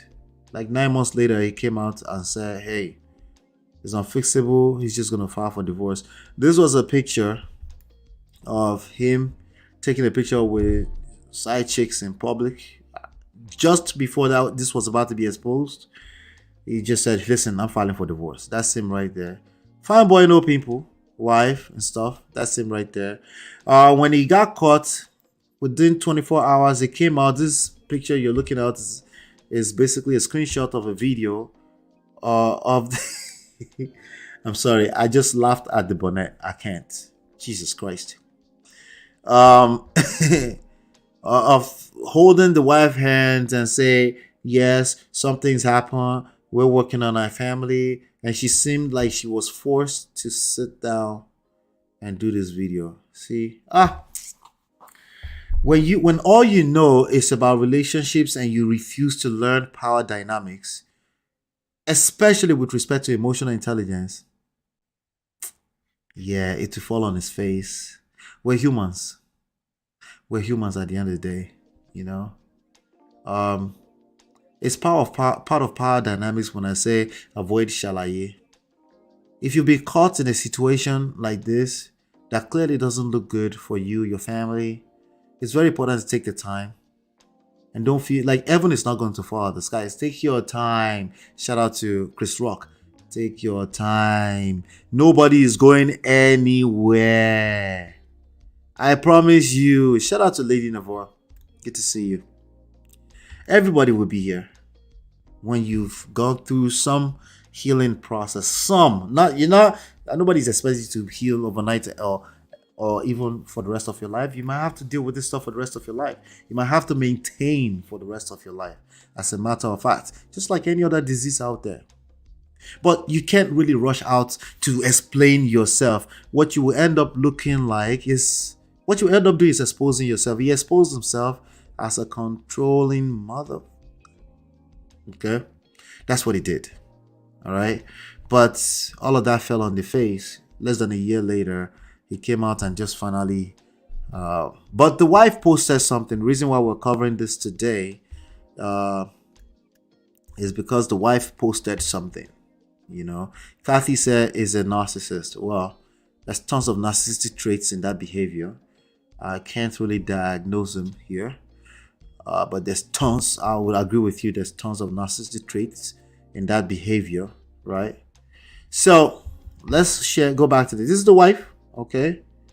She started walking around the house, ex-wife to be. She's always reading the Bible, a lot of Christian rhetorics, warrior, Christian soldier type of thing. She's always posting those things. But she posted this like a day ago or so. She said, when the man you love and have kids with destroys your soul with reckless decision making, you must choose to be alone with God. When your heart has been shattered. Now, okay, let me just analyze what she's saying. Being alone with God, what do you mean by that?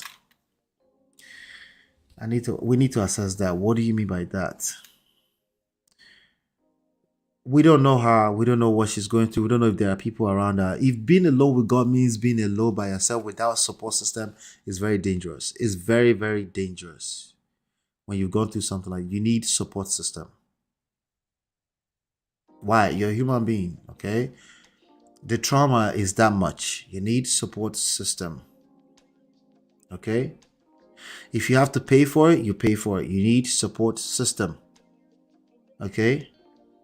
It's good for personal accountability. Okay? It's good for, but it's also good as some kind of medium for clarity between you and God. Because again, if you've gone through such trauma, your judgment is clouded up. Your ability to hear the voice of God, whatever you mean by that, it's going to be clouded up by the pain by the pain you might experience from that trauma. So I'll be careful with what you mean by certain rhetorics that sounds good to the naked ears, but I'll be very careful. What do you mean by choose to be alone with God? What do you mean? Exactly what do you mean? Are you trying to be macho here? Because sometimes you call God in terms of the words, but you're actually pretending to be macho, like you can be all bad by yourself, and there's no such human beings. We all need support systems. But anyway, when your heart has been shattered and reshaped into something that doesn't quite feel normal inside your chest, with mental, emotional, and soul pain that is unbearable, there is only one man who can fix it, and that is the Holy Spirit. What do you mean by that? I know what it means to me. But a lot of time people will use the words Holy Spirit, but they actually mean two different things. These are the questions we as human beings need to start asking ourselves. Okay? Very important. Okay? When you're suffering so much that each next breath seems excruciating and you don't know how you can live without the man, while at the same time being angry with that man, that's real. At the same time being angry with that man because he has crushed your spirit due to his unconscious prick. You have made an idol of that man, husband or not? Well, we kind of know you're talking about your husband or ex-husband to be. If you have heard, God hates divorce, and using that for strength to work it out with a man who continuously chooses. Ouch.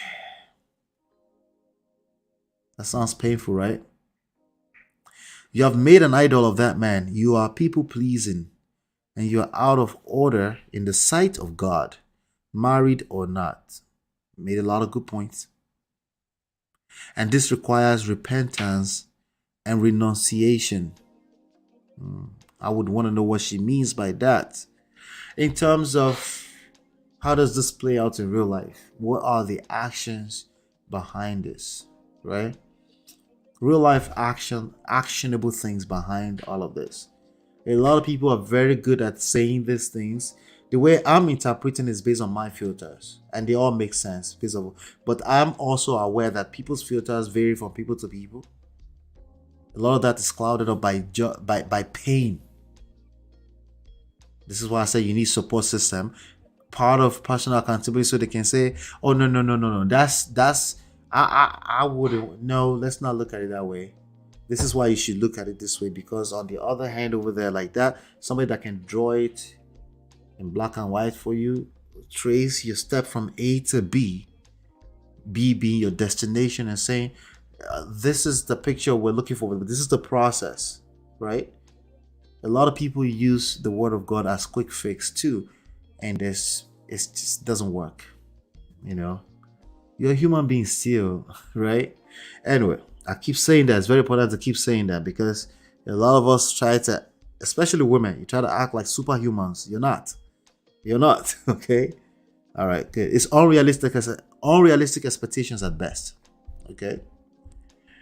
One thing God hates more than divorce is a woman with a destroyed soul idolizing a man who does not have the power to destroy her soul and body in hell fire. Okay. I think I got some context from that. Intimacy with the Holy Spirit is how you survive and become genuinely healed from the inside out. There is no other way. It is easy to assume God is doing nothing when you're dealing with the trauma of betrayal.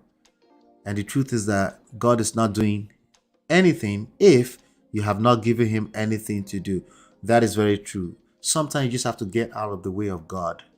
Well, getting out of the way of God is sometimes you engage in prayer. That helps you with patience, and that helps you with patience with the process, right? Right? As opposed to what's the flip side of this? You're engaging that person and in toxic argument with them all the time, trying to convince them to be what they simply are not. Pay attention. Healing is a two-way street where you must exchange your brokenness, hurt, pain, and trauma for healing provided by his stripes. Okay. I've mastered the heart of healing God's way because, all right, I've developed a personal, intimate relationship with him, meeting with him multiple times a day, 5 times a day. I've learned that he's made strong in my weakness, and it takes him a nanosecond to heal what natural word therapy would take years to manage, with side effects known as triggers. There's a lot of point there. That's a heavy one. May God comes to heal. Or when God comes to heal, it heals completely. There are no side effects and triggers. And yes, there are. You need support system. There are. My secret to surviving public mockery, scrutiny, scandal, betrayal, and dishonor is surrendering to the Lord. All right. If that means stop doing shalaye, this is not shalaye she's doing. This is a good post, by the way. But if that means don't do shalaye to people that have made up their mind, then I'm with it. You know, like finding peace inside of yourself, finding peace in the God in you, not peace in the God outside of you, or some graven image somewhere, right? Are you ready to go through the process of becoming whole again? Not a rhetorical. Okay. All right, so that's that. This was the announcement that was made by the guy. You know, I can't judge him. He's the only one that knows what he's going through, why he felt like he couldn't really sustain the marriage. We can't judge unless he speaks about it. But these are real. These are real things. Okay. Now, obviously, it's been all over the place. It's been out there in the street. It belongs to the streets. Okay. So it's kind of it's sad because that's a whole family broken apart, right? Chinye said Derek Jackson the deceiver. That's really sad. I feel bad for her. He's a narcissist. Kathy, shout out to Kathy. Not gonna lie, I used to be a strong supporter of him. He had some good advice, although I did give him the side eye sometimes. Right? Yeah, that's exactly what I was trying to say earlier. The first time, like, why is he extreme in having an opinion about the other side of the story that you haven't heard? That's why when I talk here and I read anything, I engage the person doing the narration. I just did it with him. I can't judge him. I haven't heard his side. But when somebody just have very strong opinions about the other side of the story they haven't heard, I take that with a pinch of salt. I can't take that too seriously. That's my point. Okay? People have their opinion. That's fine. That's why sometimes I'm like, hola, but you didn't, that person was wrong. So I'm like, what person? The person I haven't heard their side of the story. It's a very difficult thing for me to do. I'm just being honest with you. It's very difficult for me to do. But I get it. Just for the sake of conversation, you want me to take a side, take a stand. Like, it's not necessary for the kind of conversations I like to have with the Prestige family. I think I like to give you your power or point you to a potential power that you may have that you are disengaged from. I think your power is in what you can control, not other people, because you really can't control other people. I damn sure can't control a person that I haven't heard that story, right? The only thing I can do is make you feel a little better by saying, yes, they're kind of wrong. Okay, I guess you feel better, but yeah, nah. Anyone watching The Real Housewives of Abuja? I so love the Serafa. Love her. Nah. My wife will probably find that later and be watching it. Hey, Life with Natsu. Welcome. Good to see you. Hope she heals though. She rained insults on us. She not collect, right? Married to Jesus, no need. Hopefully she isn't having a suit. That's what I was saying. You need support system. We're humans at the end of the day. God wants us to remain humans. He wants you to continue to have human experience because the beauty in all of this is inside of the human experience still, not becoming Holy Spirit. You're not Holy Spirit. Okay. Hey, Modele, good to see you. Hopefully she isn't. Okay. She said that. Hey, Modele. Rebecca, take refuge in God. I hope this lady finds healing. Seems like the guy wanted a bad bee and not a prayer warrior. I hope she has support. Yeah. Support is very important, but it's not that easy. You need a physical support. Exactly. You need support systems. Okay. That trauma can seriously do someone's heads in. Yes. She's just trying to comfort herself spiritually. Yeah, which is necessary too. I get that, And when people start hitting those like button, it pumps a little dopamine. Oh yeah, I guess they agree with me. That's nice. Yeah, the work is inside out, not the other way around, right? You have to do the work. Sometimes the pain is too much that you just need God. Yes, I agree. Some people take it too far and it becomes excessive. Yes, you need God. You need people that God will use for you. You need support systems. Okay. She needs serious therapy. Her posts have been delusional and sometimes disturbing, all in the guise of religion. Thank you, Romari. Exactly. I've seen some of those too. Kati say, me, I judge him. I strongly believe he's a narcissist. They use and drive you crazy and then leave you. Yeah, for every ended relationship, there's at least one side that feels like somebody got used and drove them crazy, precisely why they end up in divorce courts. There's an extremely good chance they're just good people like you and I that just didn't figure out the relationship thing. It just get messy like that, and then somebody points finger and then and then we start using terminologies that, good people can end up in this kind of situation. Yes, what it looks like to the public is like somebody's a narcissist, somebody's just, well, maybe they got to a point that's like it's a breaking point. Like Oyade says, you know what, this prayer warrior thing, life is moving past me very fast though. Maybe does it feel kind of mean and wicked? Yes, that's why it's painful, right? Especially if it was the one that cheated, right? But if he's covering up for her, we don't know too. A lot of that happens too, where the man is covering up for the mother of his kids. It happens, right? So that's why it's very, very hard for me to diagnose people on those public platforms. And by the way, there are many, many other content creators that will do you the justice of diagnosing them. It's just kind of different what we do here, But shout out to you, Kathy. Rebecca says some of these men go for church girl, but in their minds they want the wild cat girls. Wala, wala, wala, wala, wala. All right, we've got a few more to cover. Let's move on from Derek Jackson and his wandering superpower. Wondering, what is it? What did she call it? Something prick. Something like that. I'll be right back.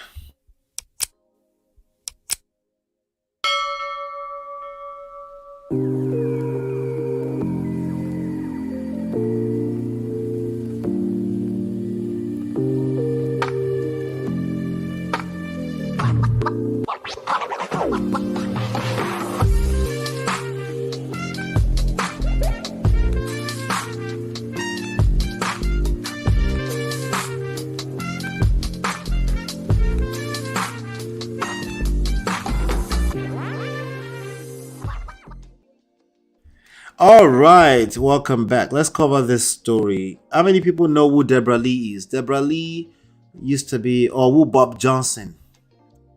Bob Johnson, the owner of Black Entertainment Television, the founder, I should say. I don't think he owns it any longer. I think Viacom owns BET now, along with MTV, VH1, and the rest of them. But he was the founder of BET. Let me show you some pictures so we can know what we're talking about here. Bob Johnson. Bob Johnson. I bet a bunch of people are Googling him today. Let's cover this story real quick. All right, that's Bob Johnson right there. That's Bob Johnson and Deborah Lee right there. So Bob Johnson is the guy who was the founder of BET Hip Hop Awards, BET Awards that they do every summertime. Big platform for hip hop, right?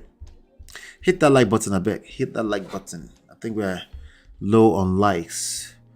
All right, so that's them. Let me make it bigger. That's them right there. That's them. That's Bob Johnson and Deborah Lee. They were partners, co-workers. He was her boss, right? That was her boss for a long time. That's them.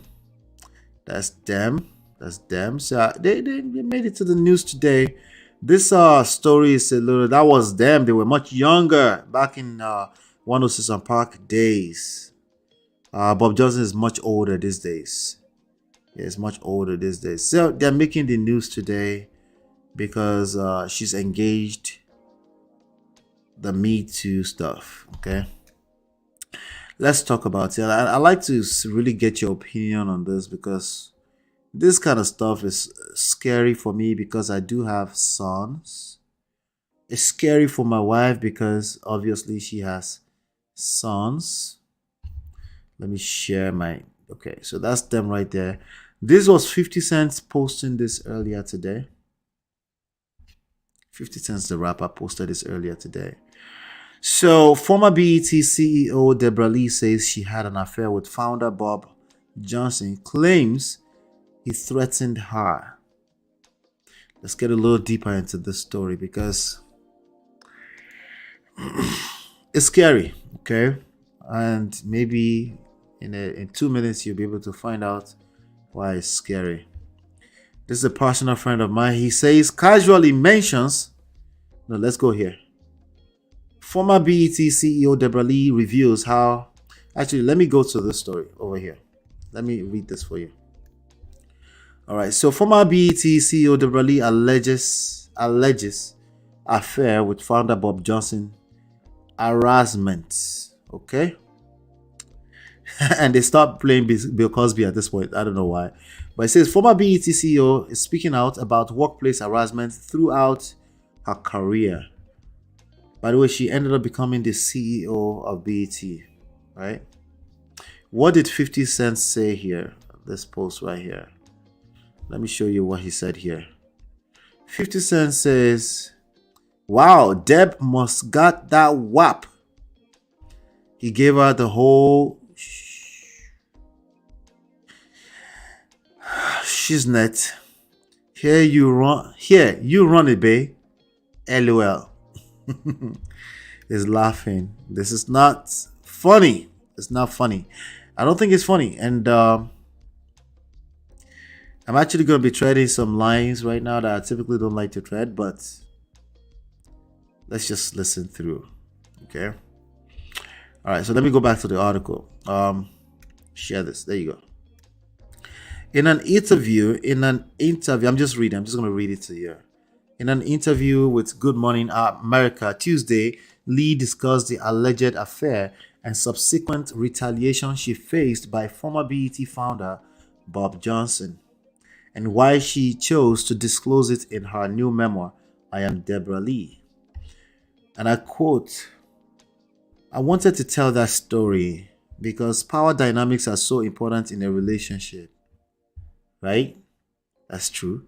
Especially if you are having a relationship with someone you work for. Well, that's an affair type of relationship. So it's good to separate the two, right? We all know the potential pitfalls, she said. I worked for Bob Johnson for 10 years before we had a personal romantic relationship. I wonder what she looked at when she was much younger, right? I bet people are trying to find out too.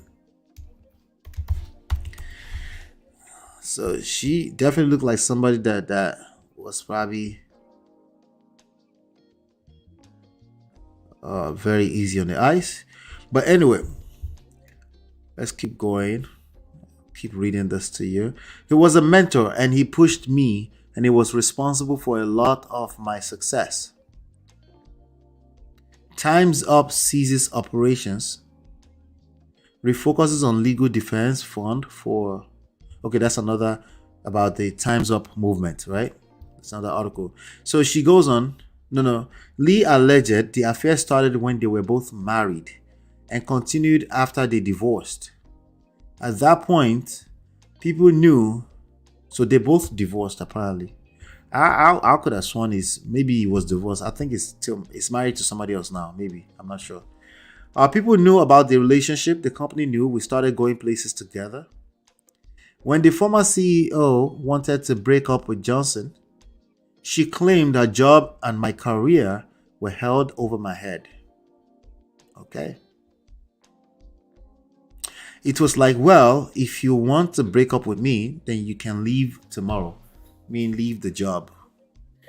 Big time job, CEO, right? And that was 20 years into my career at BET. So I would have lost everything. Okay. Lee said, adding that it would be hard for her to get a new job without Johnson's recommendation. Okay, USA Today has reached out to reps for Johnson. Lee said she was embarrassed to talk to my family about it, so it was a dark time, but she eventually sought therapy. Yeah. And I quote, Bob left the company and I became CEO, and I was CEO for 13 years without him being there and able to live my dream without any form of harassment. She had it. All right. With the rise of Me Too in 2017 and the Time's Up movement, Lee said she re-examined the relationship to determine if it was fully consensual if retaliation was a factor. That part is scary. It's scary that an adult woman, I never would want to say things this way, but I just have a question, okay? Because I also want to be careful to not make victims feel afraid to come out if they're going through something crazy, right? But an adult, elderly woman who has just admitted to benefiting from a romantic affair with her boss, coming out years later after she retired as a CEO to say, I am examining years later if it was fully consensual.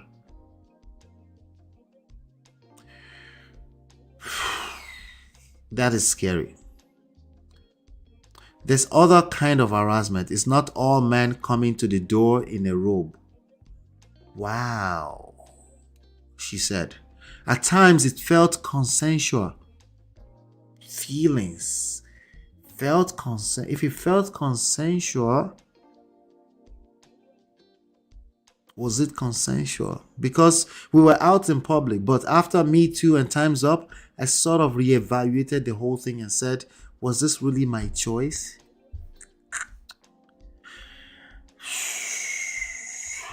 Lee discusses more on the alleged affair and her journey through therapy in I Am Deborah Lee, available now. So she's also selling books. All right, so these are our questions.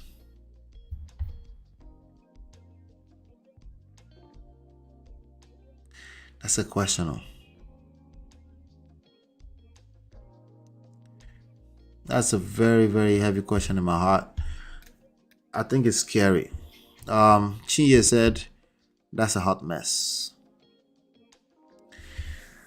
Yeah, what do we do with this kind of information? I'm curious, okay? I mean, hopefully you get where I'm going with this. She's still evaluating if it was consensual. At times, it felt consensual. She became the CEO. Like 50 Cent said, that WAP must have been really, really good. Here, babe, run this.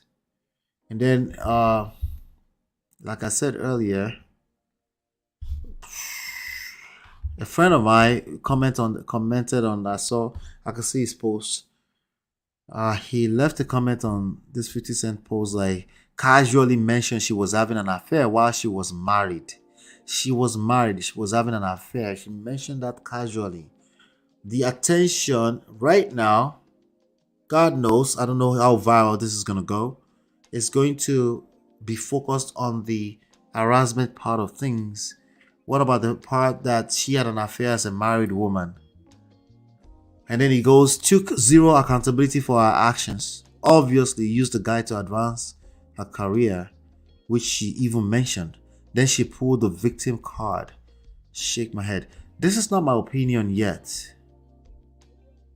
But I see where it's coming from. But I think I'm leaning more in his direction in what he says, right? That's pretty much the template. Now she's using him to sell books. She's literally selling books. That's crazy. If you have sons, I want you to reconsider a lot of rhetorics out there and just say, hey, listen, it's very tricky. Victim shaming is it's also a shaming tactic, okay? As a shaming victim shaming by itself, or sorry, the accusation of victim shaming becomes a shaming tactic. It becomes this back and forth where people cannot be held accountable when they use their own mouth to admit to something, but then now we're about to watch all of the focus of this story go in the direction of harassment by a person that you're not sure if it was consensual, and you were an adult 10 years as a professional, a CEO. You're definitely not a slow person. You're an extremely intelligent person. Still is, right? But you're still reconsidering. Maybe some of you should go and buy the book and then come back and narrate and tell me. Maybe we're taking her out of context. Maybe she's taking out. Maybe this is just to sell books. But keep in mind, somebody's son, his reputation. I'm not sure what his reputation was before this, but it's being used to sell books right now. Precisely what's going on right here. This is scary. I try to be careful with some of these things because I want to make sure that. Sorry about that. Did you guys notice all the lights went out? Hold on 1 second.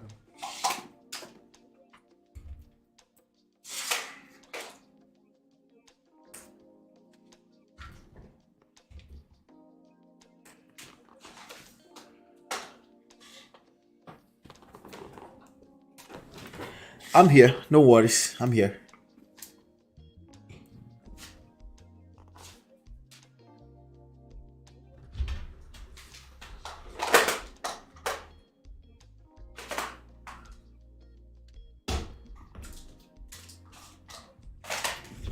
All right. Just want to make sure that I'm safe back here. That's all.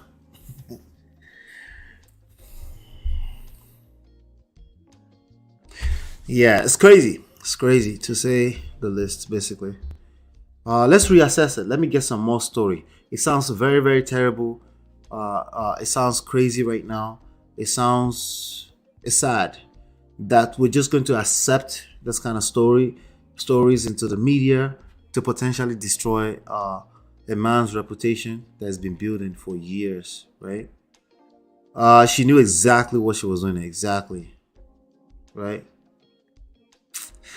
Yeah, it's crazy. I think we definitely need to assess things as the story continues to expand.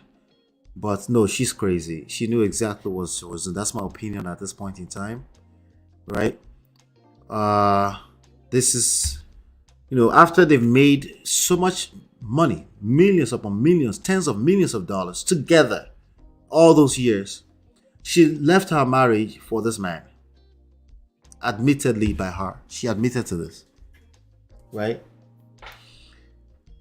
But, harassment. Workplace harassment. Why? Because you wanted to leave her and he said, hey, you can leave then. Maybe he's thinking like, this is my company. You want to leave our relationship? Well, it's going to be awkward. Just leave. And then she said something to the effect that she would have needed his recommendation in order to find other jobs. Yeah, duh. Right? Like, of course. Right? Of course you would need his recommendation to file. Like, why did you leave your previous job? Such a massive position, right? Of course. Of course you need his recommendation, but if you know that this is not a relationship you want to be in, you also have to be willing to take the risk and say, yeah, I want to move on with my life. Because clearly you have now. Yeah, it doesn't look good. I don't know. It doesn't look good. I'll be right back. I'm just going to leave that story right there. I want us to process it. If you're watching this as a replay later, I want to know what you think about it. I'll be right back.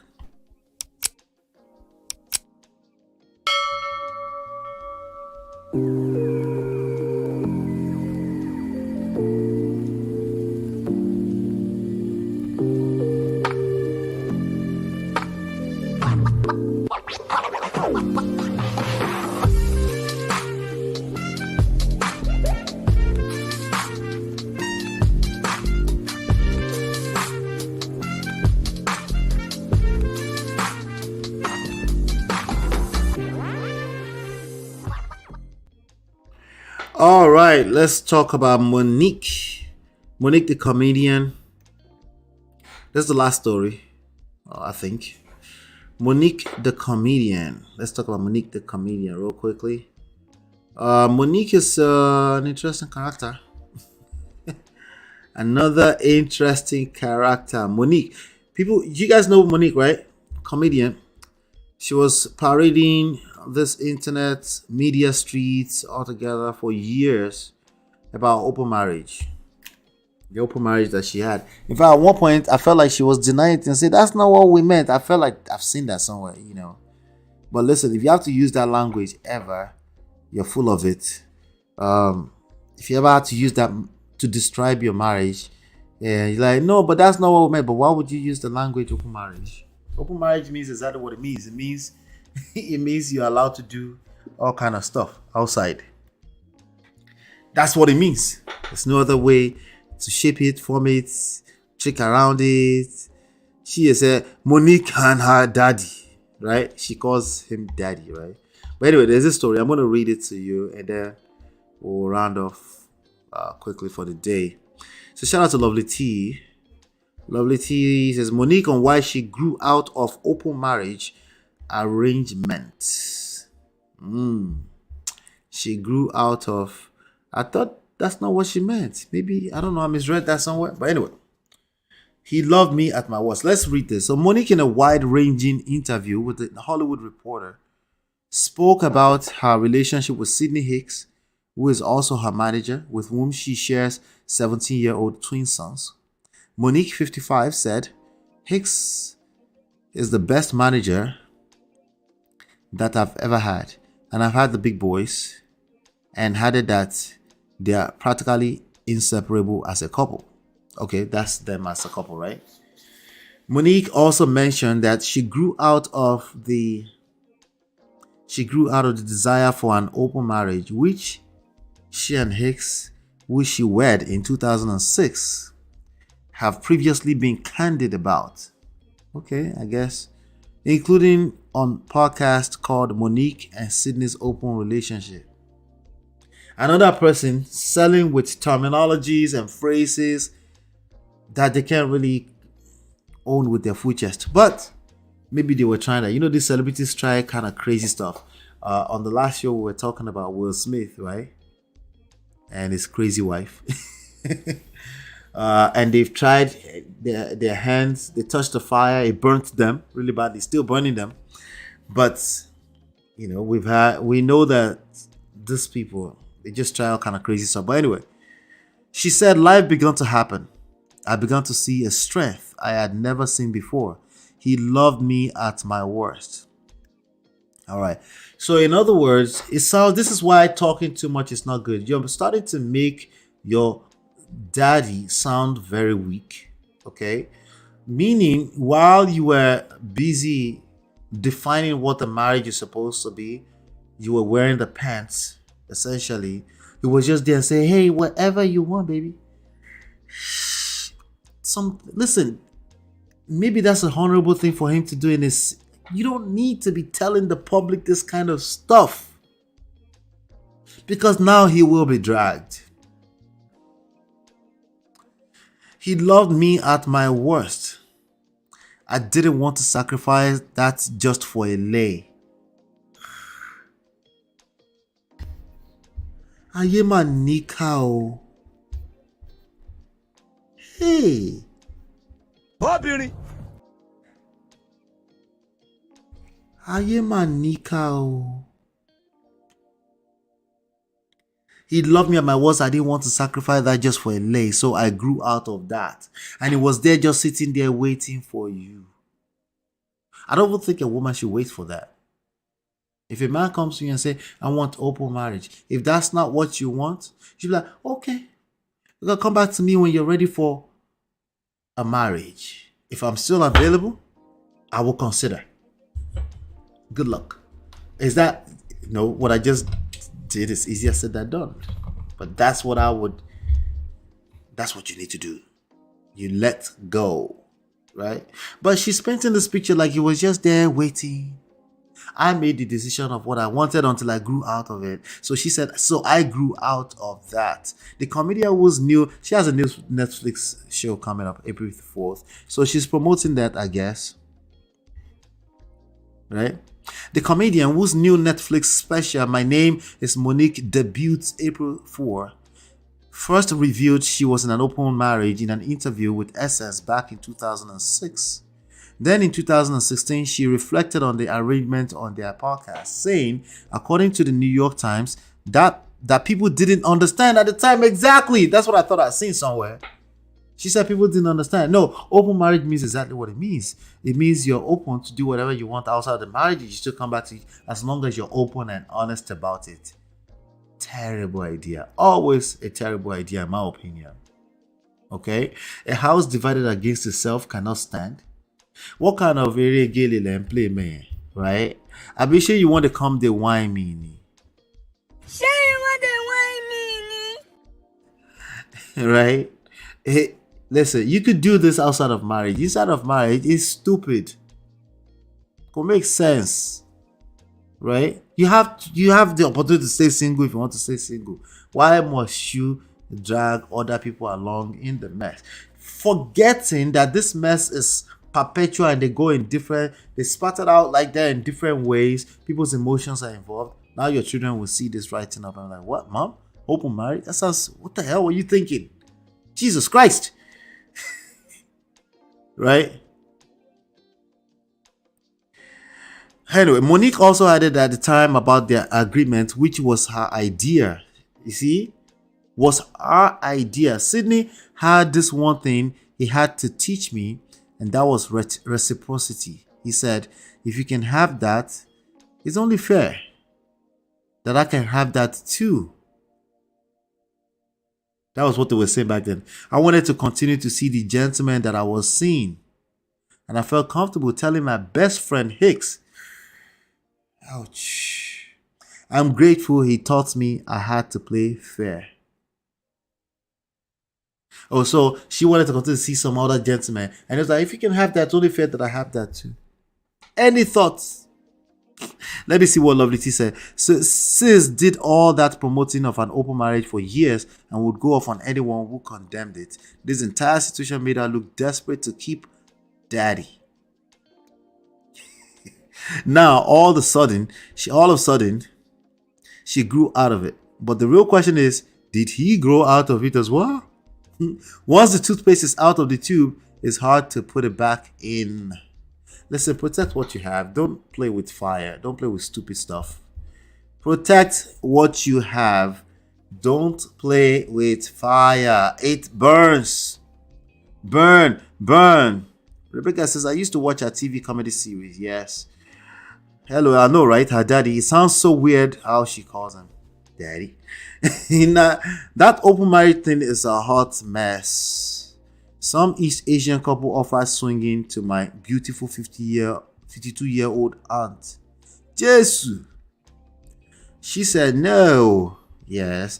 Like she said, you can't put toothpaste back into the tube. Like there's some things that come with extreme passion. They have to be protected. They're beautiful the way God created them, but yeah, they have to be protected. They have to happen within certain contexts. If it doesn't, it's very dangerous, right? And to create a mess. You basically was allowing all these spirits into her marriage. It never ends well. Yeah, the Parkers. Yep. No, don't grow out of it now. Nonsense. Oh yeah, this says, I had a colleague at work that was into open marriage. Too much third-party risk. You don't know what intention the external parties have, and it can turn sinister. Exactly. It's not worth it. Whatever you're looking for, it's a quick fix of some sort. Doesn't work out well.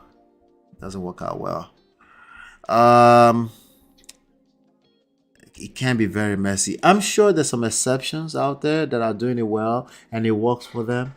For that one person that will be in the comment and say he worked for somebody, I know. Okay, for most people, could it work? Okay, that's what I'm willing to bet on. My colleague's wife fell in love with her open marriage partner and started hiding her hobby. Now the guy is in therapy. Yes, it will destroy people. Okay, she basically turned her hobby to side prick and prioritized the third party. Abby, because the third party is the secret affair. There's a reason why she needed that, right? That's not just gonna go away just like that. People just say, "Hey, we know what kind of arrangement we made. We should keep it that way." That's not how it works. Don't be deceiving. That's not how it works. People's emotion enter this stuff. They will break all the rules that they set. Okay. My future better not come to me with that hot mess. Future husband, you're open to outside freak on agreement. You are open to outside freaky on agreement. Freaky. People that want to eat their cake and have it too. Yeah, life doesn't work like that. It's a short-term fix, if anything, and it's a short-term fix that would destroy your long-term, which is the only thing that really matters. Because short-term will be over. Whatever you're looking for short-term will be over, and then you have to deal with the mess that you create. It's not worth it, in my humble opinion. It's not worth it. Okay. Yep, it's not worth it. I don't think it's worth it. Anyway, with that being said, I have a last word for you. I'll be right back.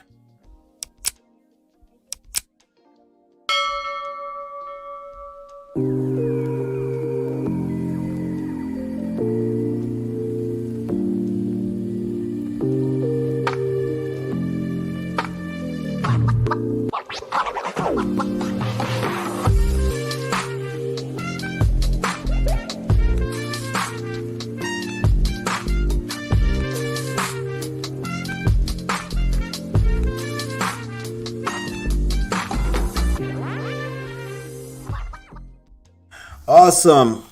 So let's talk about this really quickly. I'm going to leave you with this. She asked me to cook and then called Canada police. This was the story I was engaged with earlier today on Clubhouse. And there were two guys. One guy told us the story of his wife, who basically called the police on him. But he married somebody that he didn't know very well. And they met in church. And but before that, he was basically pushing a lot of rhetorics, manosphere rhetorics, and once they say 2 or 3 sentences, you know where they're coming from. They don't really realize that because they're probably brand new in the manosphere too. So I don't judge them. They just Googled something yesterday. They stumble into manosphere, so they think they learn something new, and then they start to spread it. This woman. He just kept saying this woman, and he said some. He did say some. He tried to sugarcoat what he's saying into some, but then when he was saying the rest of it, it sounded like he was saying they were 98% of the people. Right? It sounded like he was saying 98% of women. Okay, so eventually he now said he thinks women should behave more, women in diaspora. In the Obodo Oyinbo, he said that they should behave more like the Indian women. Okay, so strike number 1, comparing your lady to another lady or comparing your man to another man. It's a no-go area. Don't do it. It has bad results. It creates bad results. It doesn't matter how positive what you're saying is or how good what you're saying or suggesting is for them. They can't hear you anymore. Once you're comparing them, okay, what they hear is that, oh, you feel I'm less than the other person. Okay, so he kept saying that our women should engage professionalism and climb more ladders like the Indian women. Okay, that black women, they don't realize, right? This is what the things he was saying before I engaged him to the point that he started to tell us some stories. Right. Of course, I can always tell that it's personal, right?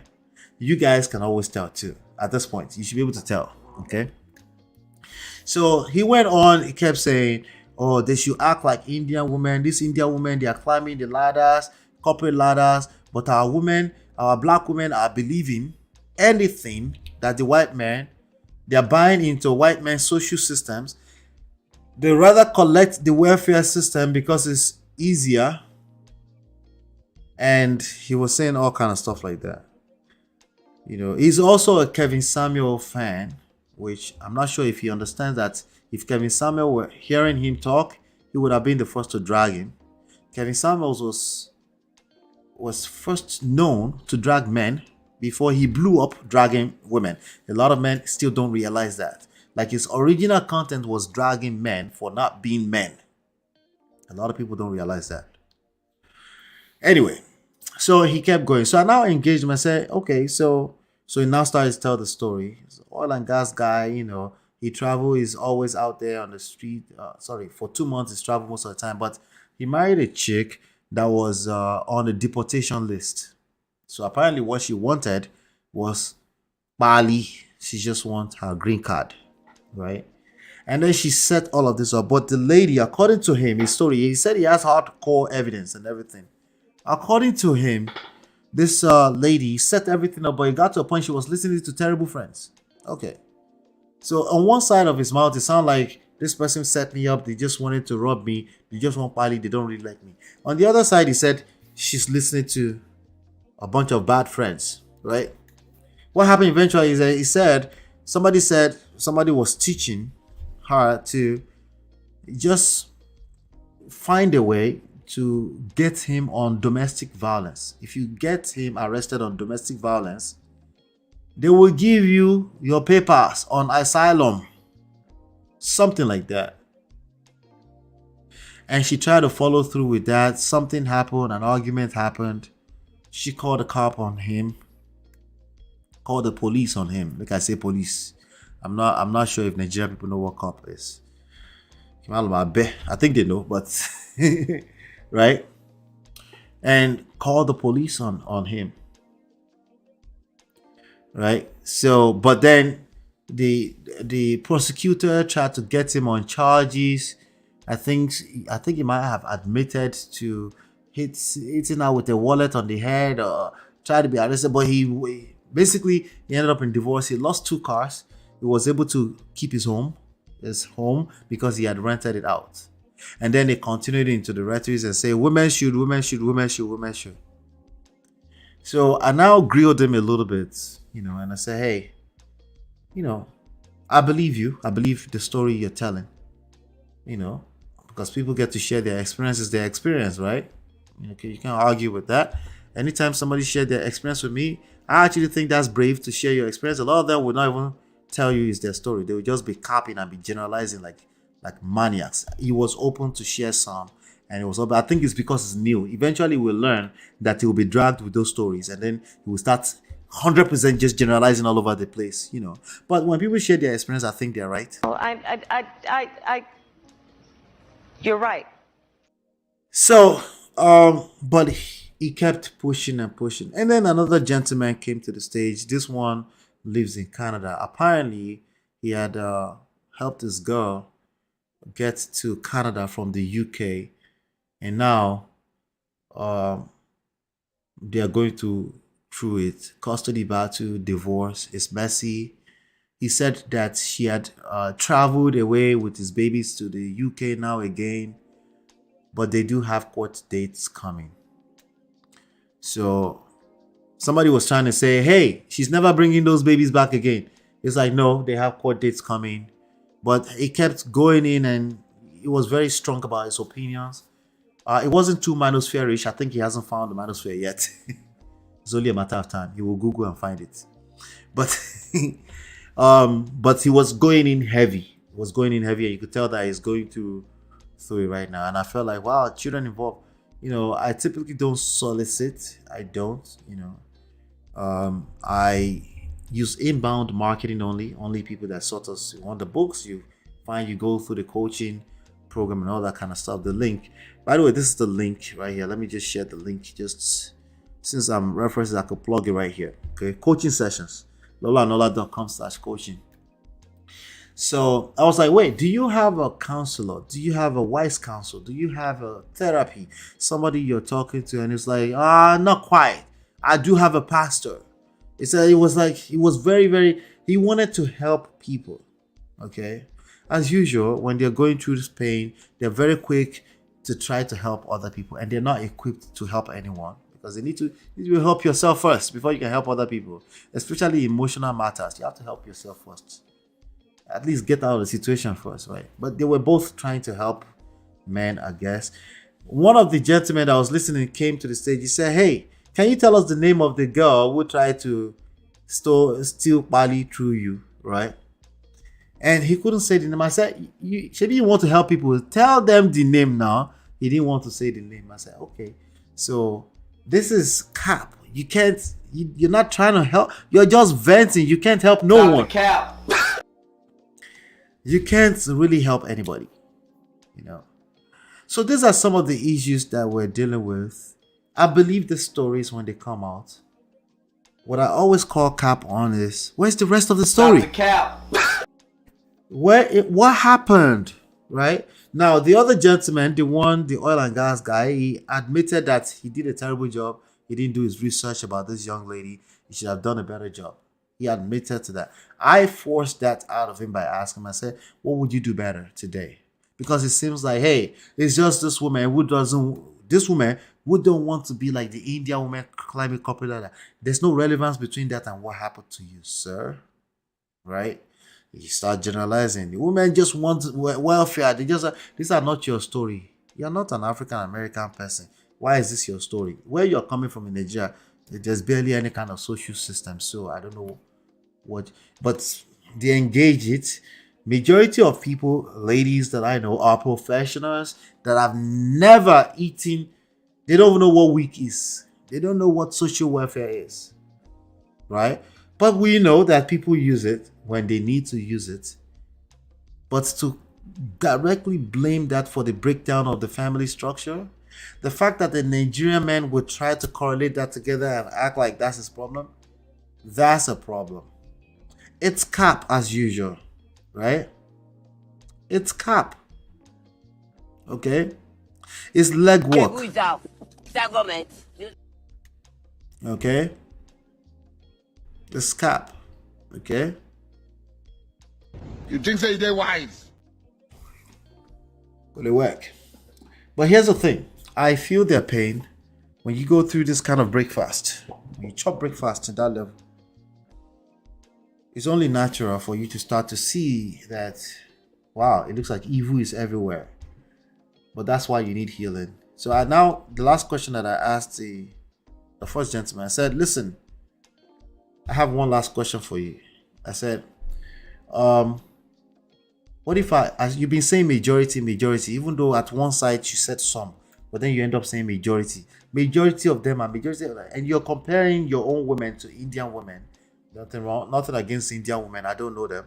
I don't engage them in romantic way. I've never really done that. So I don't know what world they live in. I'm disconnected from that world. Right? So nothing against them. But when you compare your own to other people, comparisons work against you.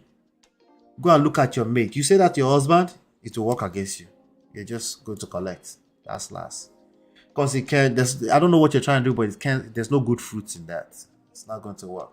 What you need to do is engage that person and see if you can negotiate in a loving way. I don't even like using the word negotiating because it sounds like there's no love there, right? But bottom line is that there's a need that needs to be fulfilled. Learning how to communicate in a way that retains attraction, romance, because that's what it is at the end of the day, right? It's not beans, right? It's stuff that a lot of people need to learn how to do, right? So, and I said, what if I offered you that I believe your story? I know people personally that have done what you're saying, calling the police, random police on their husband because of disagreement. Sometimes some of them, they just didn't feel safe. It looks like somebody's gonna slap the nonsense out of them. And some people they've heard enough of that. They're like, you know what? I'll call the police, and they'll call the police because they don't want things to escalate. Or maybe they're truly afraid like that. What I feel is that a lot of women are truly afraid, and it's better that they call the police than to have to call the authorities that somebody has been deleted. Does that not happen? It happens now. They didn't think it can happen, right? So in that case, I was like, what if I offer you that, even though I believe your story and I've seen that example too, what if I offered you that they're still the minority? That they're still the minority. I needed anybody that's gone through stuff like this, I need you to understand that that's still the minority, meaning your best life, your best world, your best experience is still ahead of you.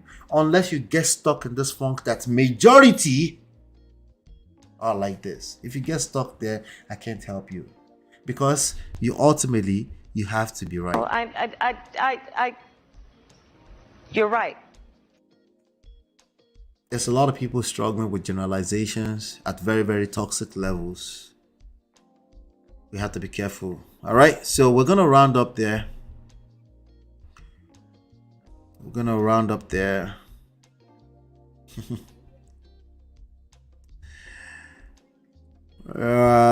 This sounds like something I saw a long time ago. I don't know if it's the same light-skinned effing guy who lives in. Jesus Christ. Share with me on the side. It might be. Not the right time to try to help anyone. Yeah, no one should be trying to help anyone if you need help. I'm glad you finally took some accountability. Yeah, it took a minute. After when you twisted it. Yeah. Shout out to you all. Kathy, thank you for being here. Chinje, shout out Rebecca. Good to see you all. They generalize with their fullest chest. Yep, it's the truth. Those are just facts. And then they say, I won't call it facts because honestly, somebody's going to tell me to bring facts or data. I'm like, well, you already said this is how you feel. It's your feelings. It's not facts. And it makes sense that you feel that way if you don't collect water. Yeah, I understand. Breakfast will do that to you now. Collect water. It too. Breakfast will do that to you. So I empathize with them. But my empathy is enough. You need to do the work. It's not majority of it. So when I asked him that question, I'll leave you all with this. I said, can I offer you that it's still the minority? He said, It was a very pleasant guy. He was like, yeah, I'll take 50-50. I was like, okay, all right. But that's a war zone. When you say that's 50-50, people are just walking around looking for people to hurt. That's a war zone. That's not reality. You're living in a fantasy world where everyone is gone through what you went through. Misery loves company, and that's just not the reality. You went through what you went through. It's supposed to make you feel that way, but you need to heal and come out on the other side and become even a better human being with some experience. Shout out to Oyadi Jare. Oyadi, sorry, I didn't mean to forget you. I'll try to see if I can find that his video. Oh, it could be. Thank you, Rebecca. Yadi says, meet Gao, manosphere, mansplaining, flash splaining, all kind of time. May God help us. Oh, may God help us. On your way out, do me a favor. Make sure you hit that like button. Make sure, this is very important. We need to wake up the algorithm. Share this video to 10 people by email before you go to bed. Okay? I'm done right now, I promise. I'm done. I will see you live on the next Serene Sundays. It's going to be 5 p.m. Sunday, okay? Listen, 2 days a week, okay? I'll hang out with you. If you want to keep conversations going, feel free to come behind the scenes. You can find us on WhatsApp, okay? Just go to lolaanola.com/WhatsApp. You could join lolaanola.com/WhatsApp. If you want to share ideas with me, content ideas. By the way, I saw all the responses to the survey that I did. Those were some interesting surveys in terms of what courses you want me to create. Those were some interesting answers. I'm working on it. Okay, I'm working on it. Some interesting answers to just say the list. You can download the books for free at loveandprestige.com. That will also give you access to the coaching, and this is access to the coaching right there, like this. Like, share, and subscribe. Hopefully, you've been enlightened and educated. I'll see you on the next one, and peace.